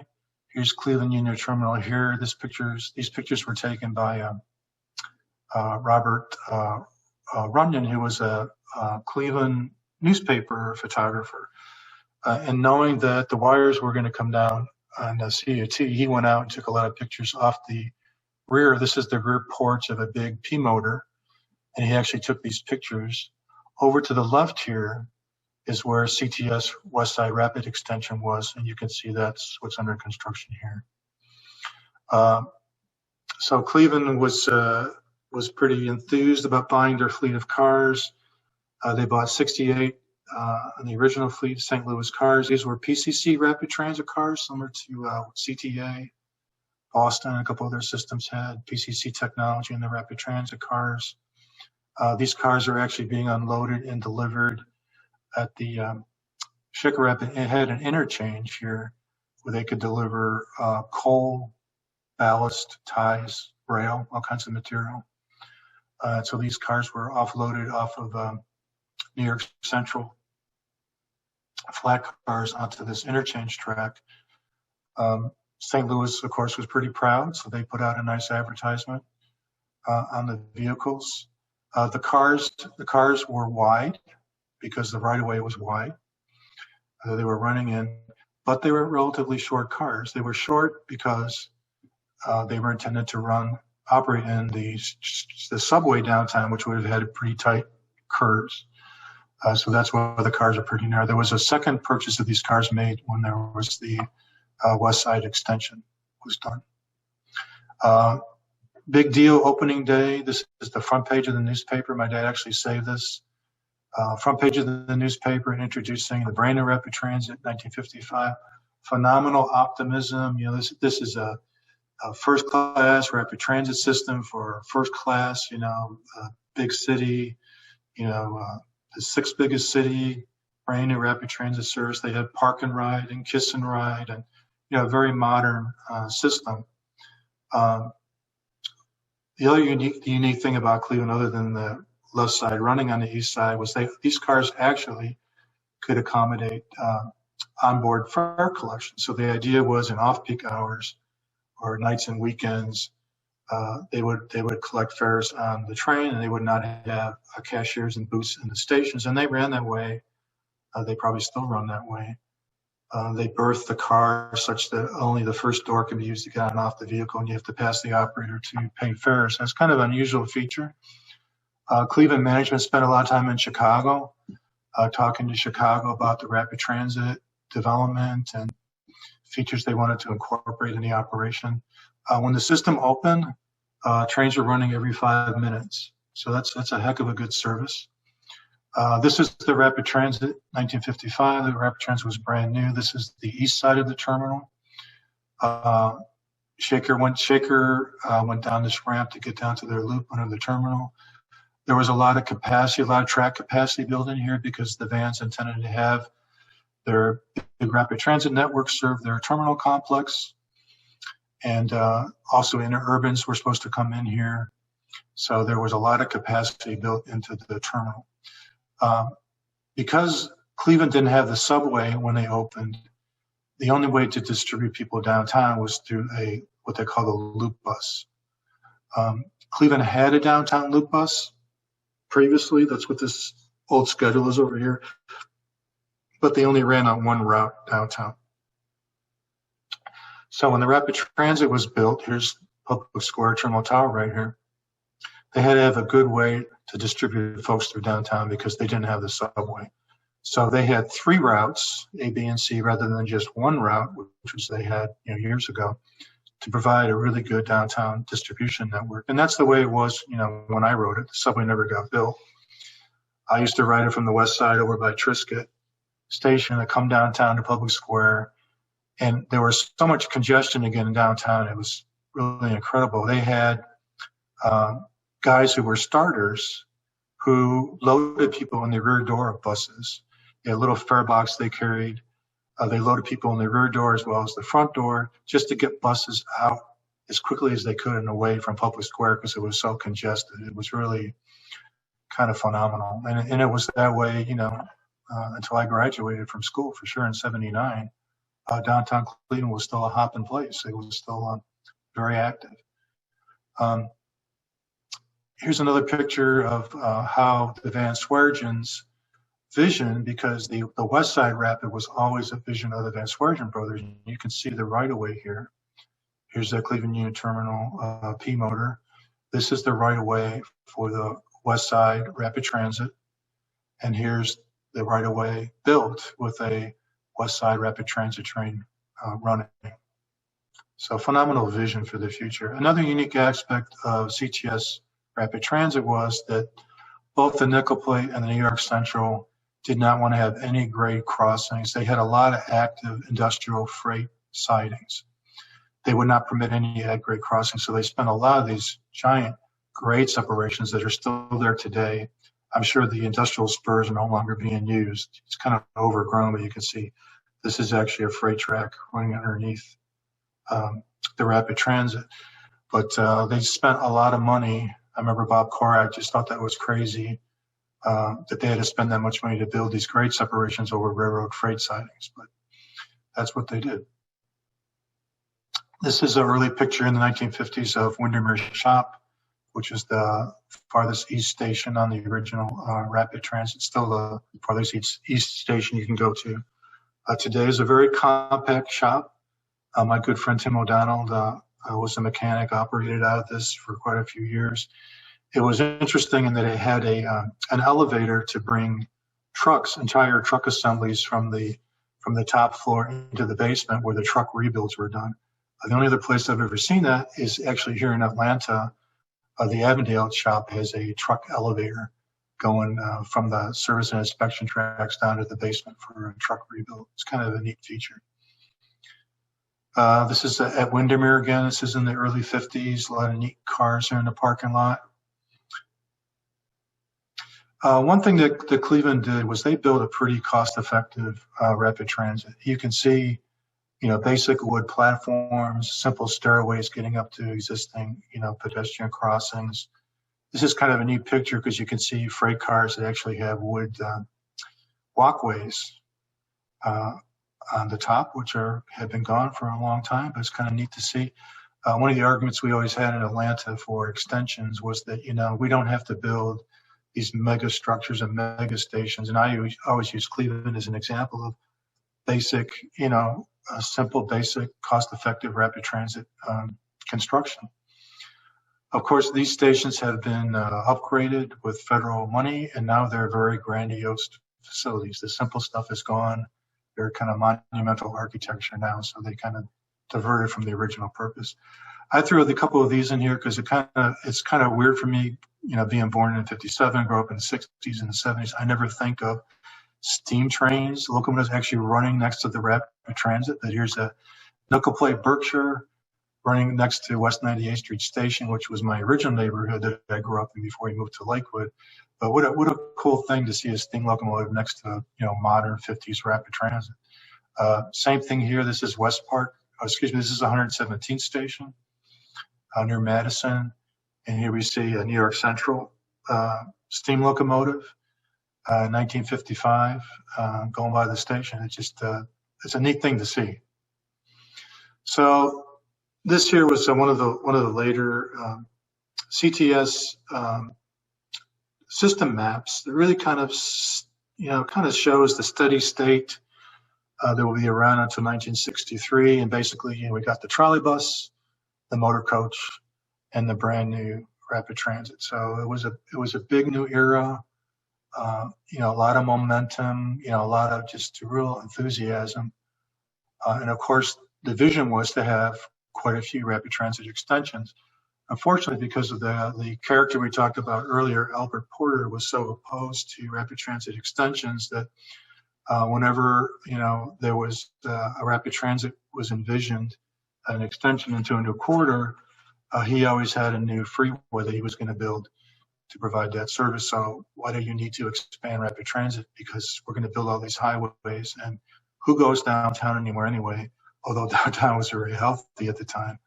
Kind of a self-fulfilling prophecy, because eventually downtown did decline, in large part to the fact that it was hard to get there and you were building a competing highway system. Also very instrumental in the CTS rapid transit system was Don Hyde, who was the general manager of CTS from 1946 to 1966. So he was very instrumental, a true visionary for the modernization of the system. So now we go on to Cleveland Union Terminal and the wires coming down on the terminal. So the terminal, of course, was the Vance large development. It included a railroad station, interurban rapid transit station, hotel, banking, shopping, restaurants, office space, entertainment. At the time it opened, it was the second tallest skyscraper in the U.S. at the time it was completed. And it really was a modern development utilizing air rights. It was designed by Burnham, who did the original mall plan. And we'll kind of go into that a little bit. But, the Vans weren't looking just to build a railroad station, because they only owned one railroad, really, that would have utilized the terminal. They were looking to build a development. And when the terminal opened, it really became the front door, and it still is kind of today. It's the front door of the city of Cleveland. I mean, it's a phenomenal piece of architecture, and it shows how far their vision was, because they built a true complex, a development complex that still sustains to this day. I mean, it included a Higbee department store, which I used to go to when I was a kid, Hotel Cleveland, which became the Sheraton over here, brand new post office complex, which was behind the terminal, which is now MKE engineering offices, but really pretty phenomenal development. So, but this location was not the original location. There was a big fight in Cleveland about where to put the train station. Logically, where the train station should have went was at the end of the mall, the group plan mall. This was the City Beautiful Burnham designed mall, which was pretty much completed over the years. But the train station was supposed to be right here at the foot of the mall. This is where the main line of the New York Central is, and Pennsylvania Railroad had a station down in this area too. And there was design work that was already done by Burnham on the station, which a lot of people say is the reason they hired Burnham's firm to do the terminal tower, was to make the city happy in terms of the architecture. But it was tough for the Vans to get the location, the terminal tower location, fixed. There was a referendum in 1919 that was approved. It was denied in 1920 through a Transportation Act, ICC hearing. It was approved again in 1921, and Smith, who happened to be on the board, New York Central president, helped push the Vans over the edge to get the terminal where they wanted the terminal. So you can see, oddly enough, this is the Amtrak station here in Cleveland. was actually built where the city, the mayor, all the powers that be really wanted the downtown railroad station to be. But again, the civic leaders were thinking of it as a railroad terminal. The Vans were thinking of it as a development, as a way, as an office complex, entertainment complex, restaurant complex, a center for their Shaker Heights development to connect directly to provide fast service to their development, Cleveland Heights. They were thinking of it as a development, not as a train station. So part of building Cleveland Union Terminal was building the electric railroad, which was 17 miles in length from Collinwood on the east to Lyndale on the west. Only New York Central trains ran the entire length. The other trains got on and off at different areas, nickel plate, others to get onto the right-of-way. New York Central was a 93% owner of the complex. It cost $129 million back in 1929 and 1930. That's a lot of money back then for a station. Consisted of 22 tracks. There were 6 traction tracks, 4 more high platform. At its height, 97 trains a day came in and out. In 1953, when the wires came down, there were still 65 trains a day. We talked a little bit about the West Side Viaduct. Electric operations ended in 53. They're replaced by diesel locomotives. Of course, the P motors were converted by GE to third rail 600 volt operation in Erie, Pennsylvania. And then they ran on the Hudson Harlem line until 1982. So they got a lot of use out of locomotives. I found out through my reading that the locomotives were actually designed to be a mainline locomotive, not just for the Cleveland Union Terminal project, but New York Central was thinking of some long electrification projects, kind of like the Northeast Corridor for the New York Central Railroad. And these were the prototype locomotives. They were capable of 80 mile an hour operation. They ran MU. They were quite a machine. Penn Central came in 1968. They had 9 trains a day. Amtrak deleted all passenger service in 1977, not just from the terminal, but from Cleveland. Eventually, they came back with their facility on in the Amtrak area. Last train was a commuter train to Youngstown in 1977, which actually I rode, not the last train, but I was able to ride it before it went out of service. This is some neat paper stuff I've collected from Cleveland Union Terminal. Here's a stub pay and some neat advertisements and luggage tags and things. There's not a whole lot of color pictures of Cleveland Union Terminal. They're kind of hard to find. Pictures of the diesel locomotives are hard to find. If you find anything on eBay, particularly the diesel locomotives that are painted for Cleveland Union Terminal, they are incredibly expensive. I mean, it's tough to find them. Collinwood was the east end of the CO2 electrification. This is where they built their shop, where they maintained the locomotives. It still exists. It became a diesel shop. Penn Central continued to use it. There was business car owners actually used part of the shop for quite a few years to store their business cars and work on them. I'm not sure if that's still there or not. Here's a neat picture my dad took. I mean, it was a first class, I mean, really heavy electrification project. It was very well designed and constructed by New York Central. It was meant to last a long time. Excuse me, need a little drink of water. And it did last a long time, even if afterwards it's electrified, and parts of the Cleveland Union Terminal, particularly the Rapid Transit right away and the West Side Viaduct are still being used. So they did well. Again, this is kind of the same picture we saw before. Here's the future Rapid Transit right away. This is Cleveland Union Terminal when the system was still electrified. This is the Cuyahoga River bend running down here in the bottom of the photo.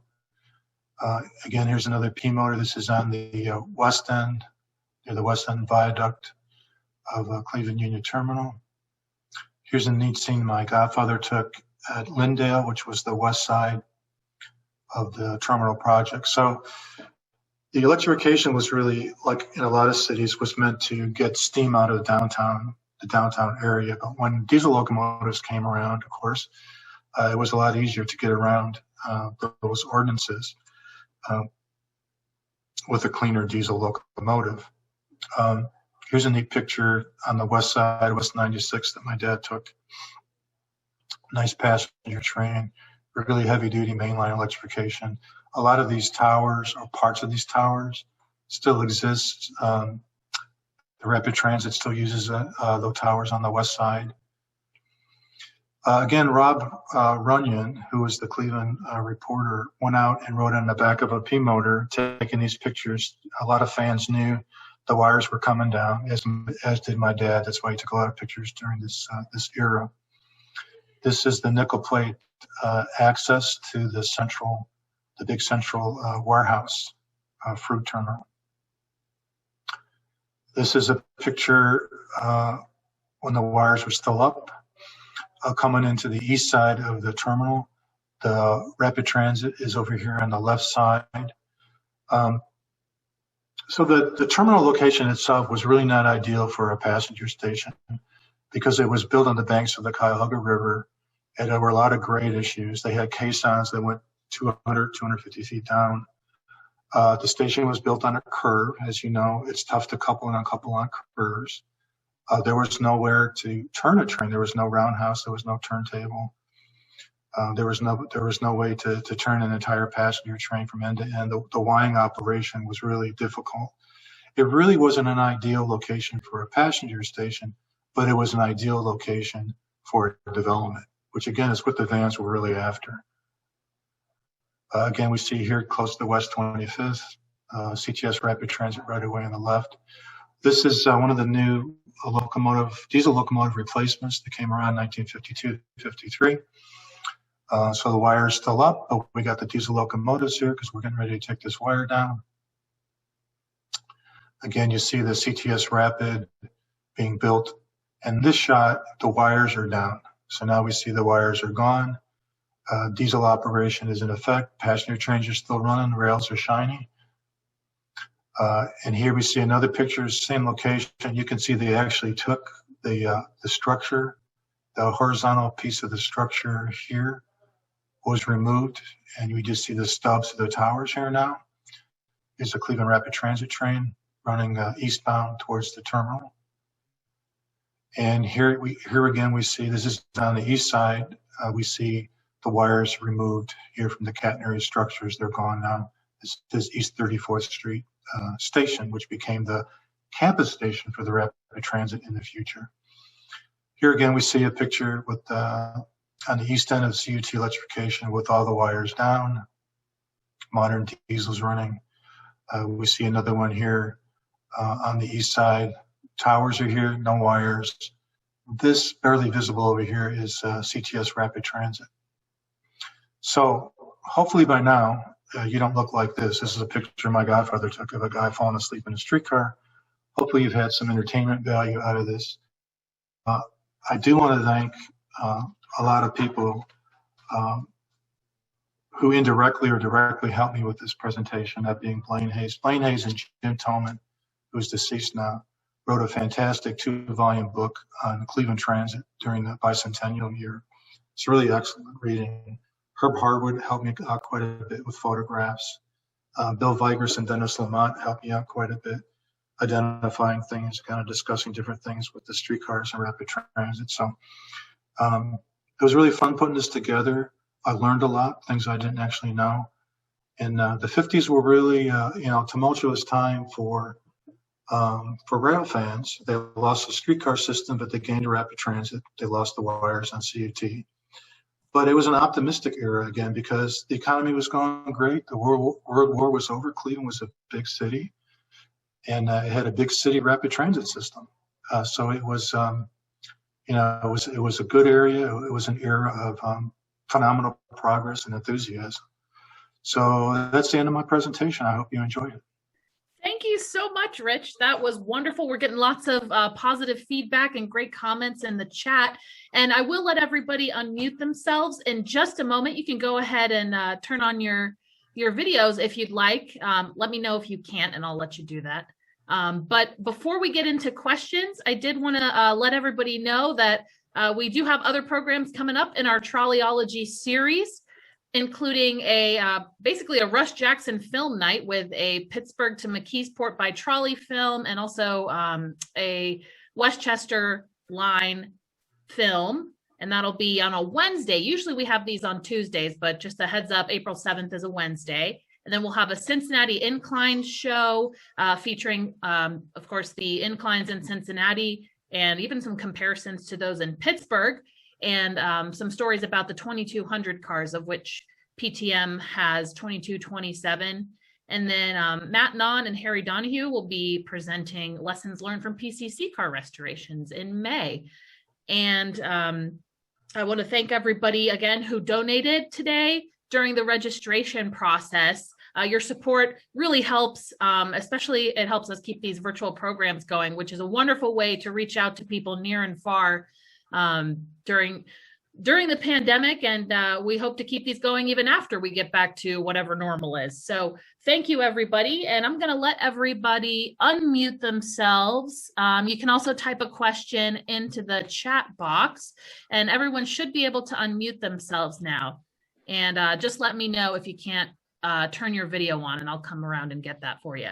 But Rich, we had a couple questions actually at the end. You can scroll through the chat yourself. Philip Sauerlander, who presented during our last Trolleyology, asked if any Cleveland PCCs were saved in museums. Oh, you're muted, Rich. Sorry.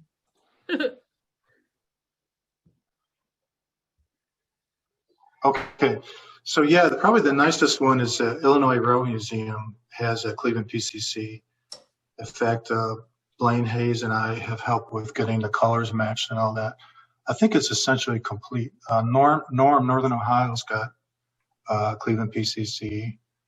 I'm sure there's a couple others around. Shout out to the Norm people watching today. Hi, guys. And if you have a question or comment for Rich, feel free to unmute yourself and ask him, or type it in the chat box. Or if you have any comments about Cleveland Transit in general. John says, I used to ride the Euclid streetcars to high school in 1950 to 1952. Does anyone else remember riding these cars? I was a teenager at the time, and I'm 83 years old now. I don't think there's too many people left that can say that they rode the streetcars. Yep. John, are you the one who sent in your memories the other day? Yes, I did. Yeah, I'm the one. Yeah, Excellent. I have. You said you were going to post them sometime. Yeah, I actually put them on our website. We have a section of the Pennsylvania Trolley Museum website called Learn. And under the Learn page, there's a section called Museum Voices. And if you go there, I added a little section today called Streetcar Memories. And you can read John's write-up about Cleveland streetcars and all the noises they made, and all the memories there, along with an awesome photo of John in his younger days. Yes. What I remember about the streetcars was the sounds they made, the clickety clack on the streets, and you could hear them two blocks away coming. And when you'd come to a stop, the brakes, air pump would turn on, and you'd hear that thing run for about 60 or maybe 60 or 100 seconds. That was fun to hear. Yeah, I don't think a lot of people, I guess, unless you lived through that time, the PCC car was a phenomenal, vehicle compared to older streetcars. I mean, it was quiet, it rode great, it was accelerated fast, it broke fast. I mean, it was a comfortable car. It was really a huge step forward, for the streetcar business. I can remember in 1946, my third grade teacher had us go to a performance downtown. We walked down to Superior Avenue and caught a new PCC car, and it had special written on the front of the car. Yeah, the public really loved the PCC car. It was kind of a shame it kind of came as late as it did, and it had such a short life. Yeah. But the writing was kind of on the wall by the time the PCC car showed up, unfortunately. You know, I always wondered what it would have been like for Cleveland had they adopted the Reid Mccarter plan, retained streetcars, kind of like Philadelphia and Boston did. What a different, you know, system that would have been.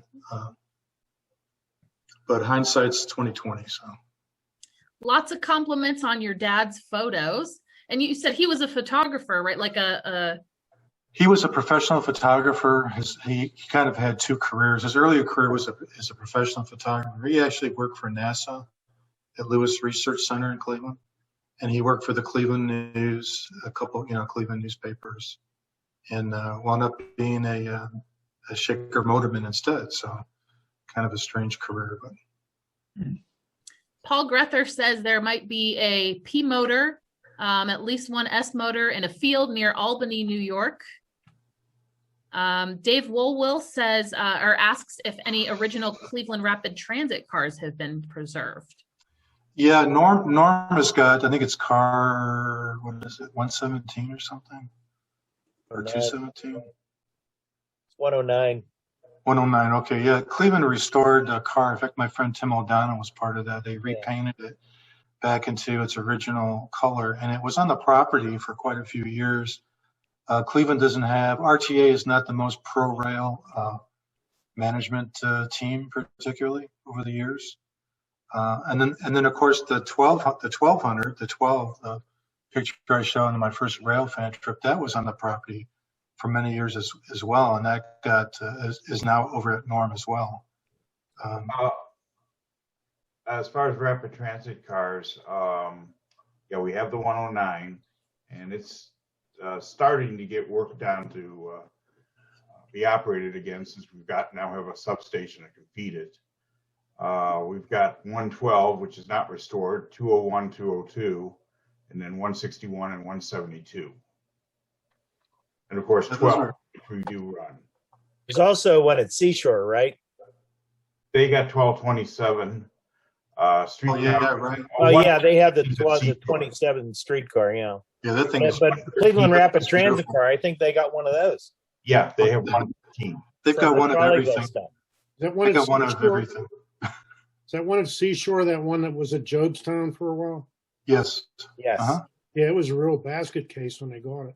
It's unbelievable, because I saw the car when it was in New Jersey. It's unbelievable that they restored it to the level they did, given what they started really with. far gone when it was. It was like the most terrible car in the world. Yeah, they also have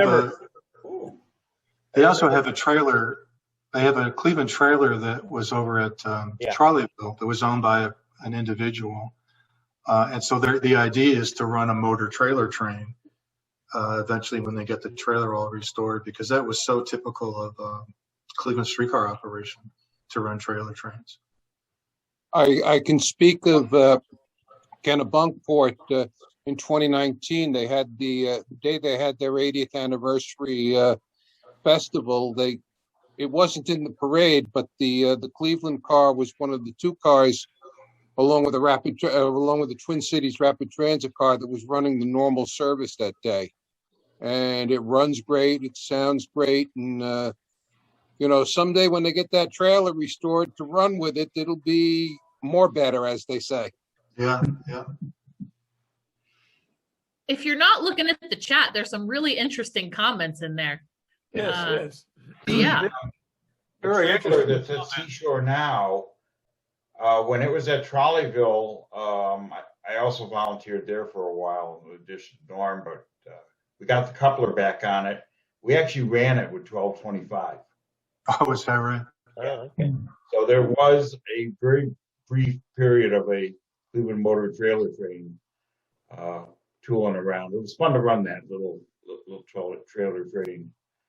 There were actually a couple of trailers that went over to Shaker Rapid, and I think they tried operating them during the war.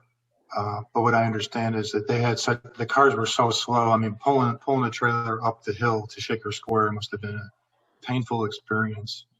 And And so they wound up using them for storage at Kingsbury. And then they had one that they used at Warrensville as a like a crew locker room for years at Warrensville before they built the new crew room in the substation at Warrensville. Jack Demian asks if you know a Roy Bruce. I think he was from Cleveland. Father Jack has a number of his photos. Yes, I know his name. Yep. Great.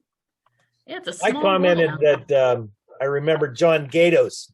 John used to come to the Trolley Museum wearing his operator's uniform. And he'd show up on Sundays just out of the blue. And then I think I rode on his train when we were kids, you know. I remember his membership roster. Yeah. Yeah, he eventually when streetcar service quit, he went and he drove buses. John Gatos had a severe hearing loss because he was in the artillery unit during World War II.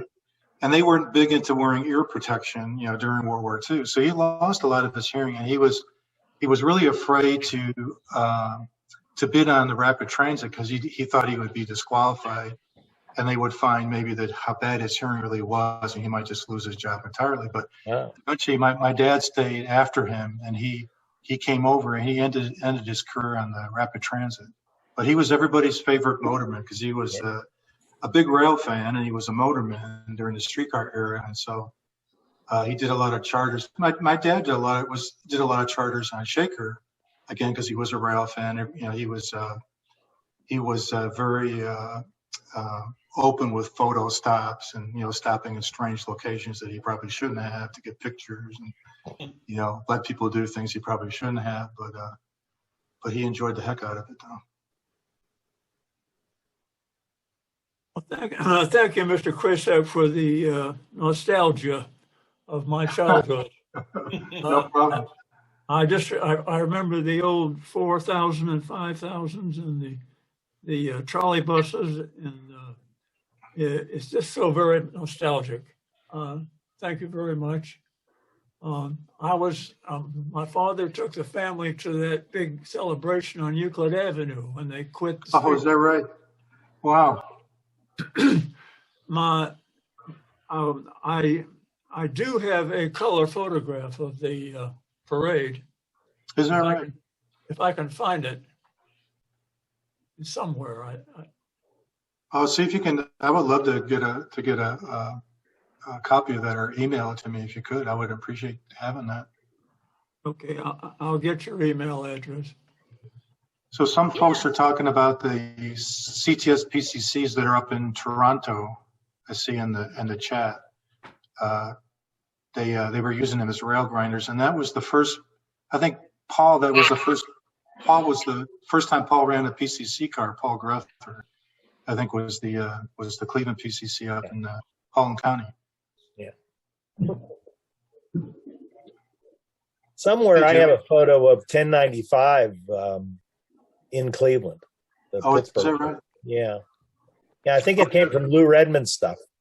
And I've got some. I have some photos of the Pittsburgh PCC in operation at Public Square at the end of a loop, and they actually repainted it with the Raymond Loewy paint job. Yeah.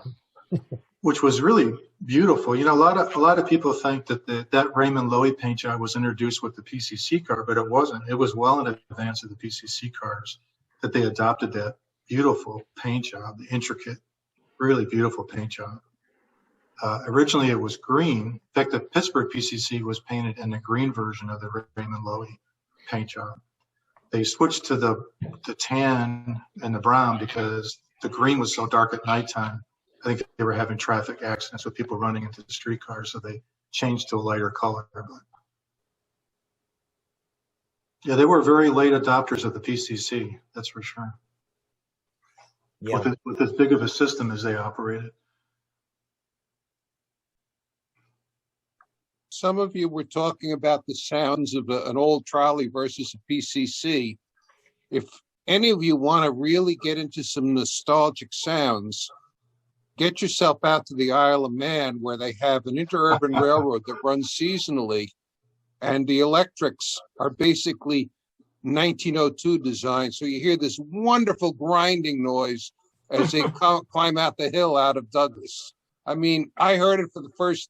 I commuted on Long Island Railroad trains from 60 to 75. I was used to the sound, and then all of a sudden to hear this again in 2009, it was like unbelievable nostalgia. Yeah.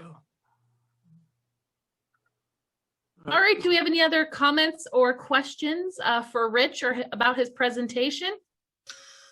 Was Cleveland standard gauge or wide gauge? Yes, it was standard gauge. The standard gauge. Okay. Yeah. Somebody might have asked this before. How old were the PCC cars when they stopped when they abandoned the trolley lines? Well, the Pumas were bought in 46, and they were off the property by like 53, 54, somewhere in there. So they didn't run very long in Cleveland. They had a short career. The reason I asked is by looking at the pictures, they looked like they were in really fine shape. Yeah, Cleveland CTS, Cleveland Railway and CTS maintained a really first-class system. Even CTS, when I was working for RTA, when RTA was first created in 75, CTS prior to RTA was still operating out of the fare box. I mean, they were a very efficient, well-run operation, no doubt about it.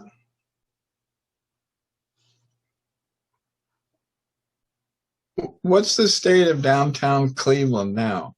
Does it still have a department stores? All the department stores are gone. No, you have a casino in the department store, and apartments another, and another one is mixed use. There's a lot of downtown living. I can't remember how many residents are downtown now, but it's pretty substantial. But the downtown Cleveland is no longer the economic center of the region. They're not the big employment center that they used to be years ago. Like a lot of cities, like Atlanta, Houston, you have big downtowns that are outside downtown now that have competed for business from the city centers. Like Atlanta has the Midtown area, they have the Perimeter Mall area. You've got these sizable downtowns outside of downtown that are competing directly with the downtown area now, and Cleveland has a lot of that. It's lost over half of its population. I think the population of the city now is down to 350,000. So if you can imagine a decline from 1 million down to 350,000 folks, that's just in the city. I think the region itself is pretty stable and has grown, but the city itself has lost phenomenal population because of the industry's gone. I mean, the steel mill, there's only one steel mill operating left in the city anymore. A lot of auto production is gone. It really took a big hit. It started in big decline started in the 60s, and it just really went down from there. I think we should also mention that the Union's terminal was developed. When was that? Back in the 80s, into a really first-class 3-level shopping mall. I mean, really beautifully done, and saved a lot of the old fixtures from Union Terminal. And there's a movie theater there. There's a big food court there. I'm not sure how healthy it is anymore. One of the Clevelanders maybe could tell us, but Forest City Enterprises, I believe, which was a big Cleveland developer. What was the name of that? The Ratner family, I think. Mm-hmm. The Millers, I think. No, it was Ratner. It was Ratner. They were big Cleveland developers who were native Clevelanders, and they really wanted to do something for their city, and the redevelopment of the terminal tower was kind of their gift to the citizens, to the city. I don't know how healthy that is anymore. I don't know if the movie theaters are still going, but. And then there was a direct connection from the terminal. They built a walkway from the terminal to the new basketball arena as well. I don't know how lively the terminal is anymore. Well, when there were in-person baseball games and basketball games, going on. There was a fair amount of traffic going through there. There would be a lot of people who would take the Rapid to get dumped into the basement of the terminal and then walk to the ball games. Rich, this is Bob Newhouser, ERA. Where do you live now if you're not in Cleveland? I'm in Atlanta right now. Oh, you are in Atlanta. Okay. Yeah. You're left. All right. Anyway, it was an outstanding show.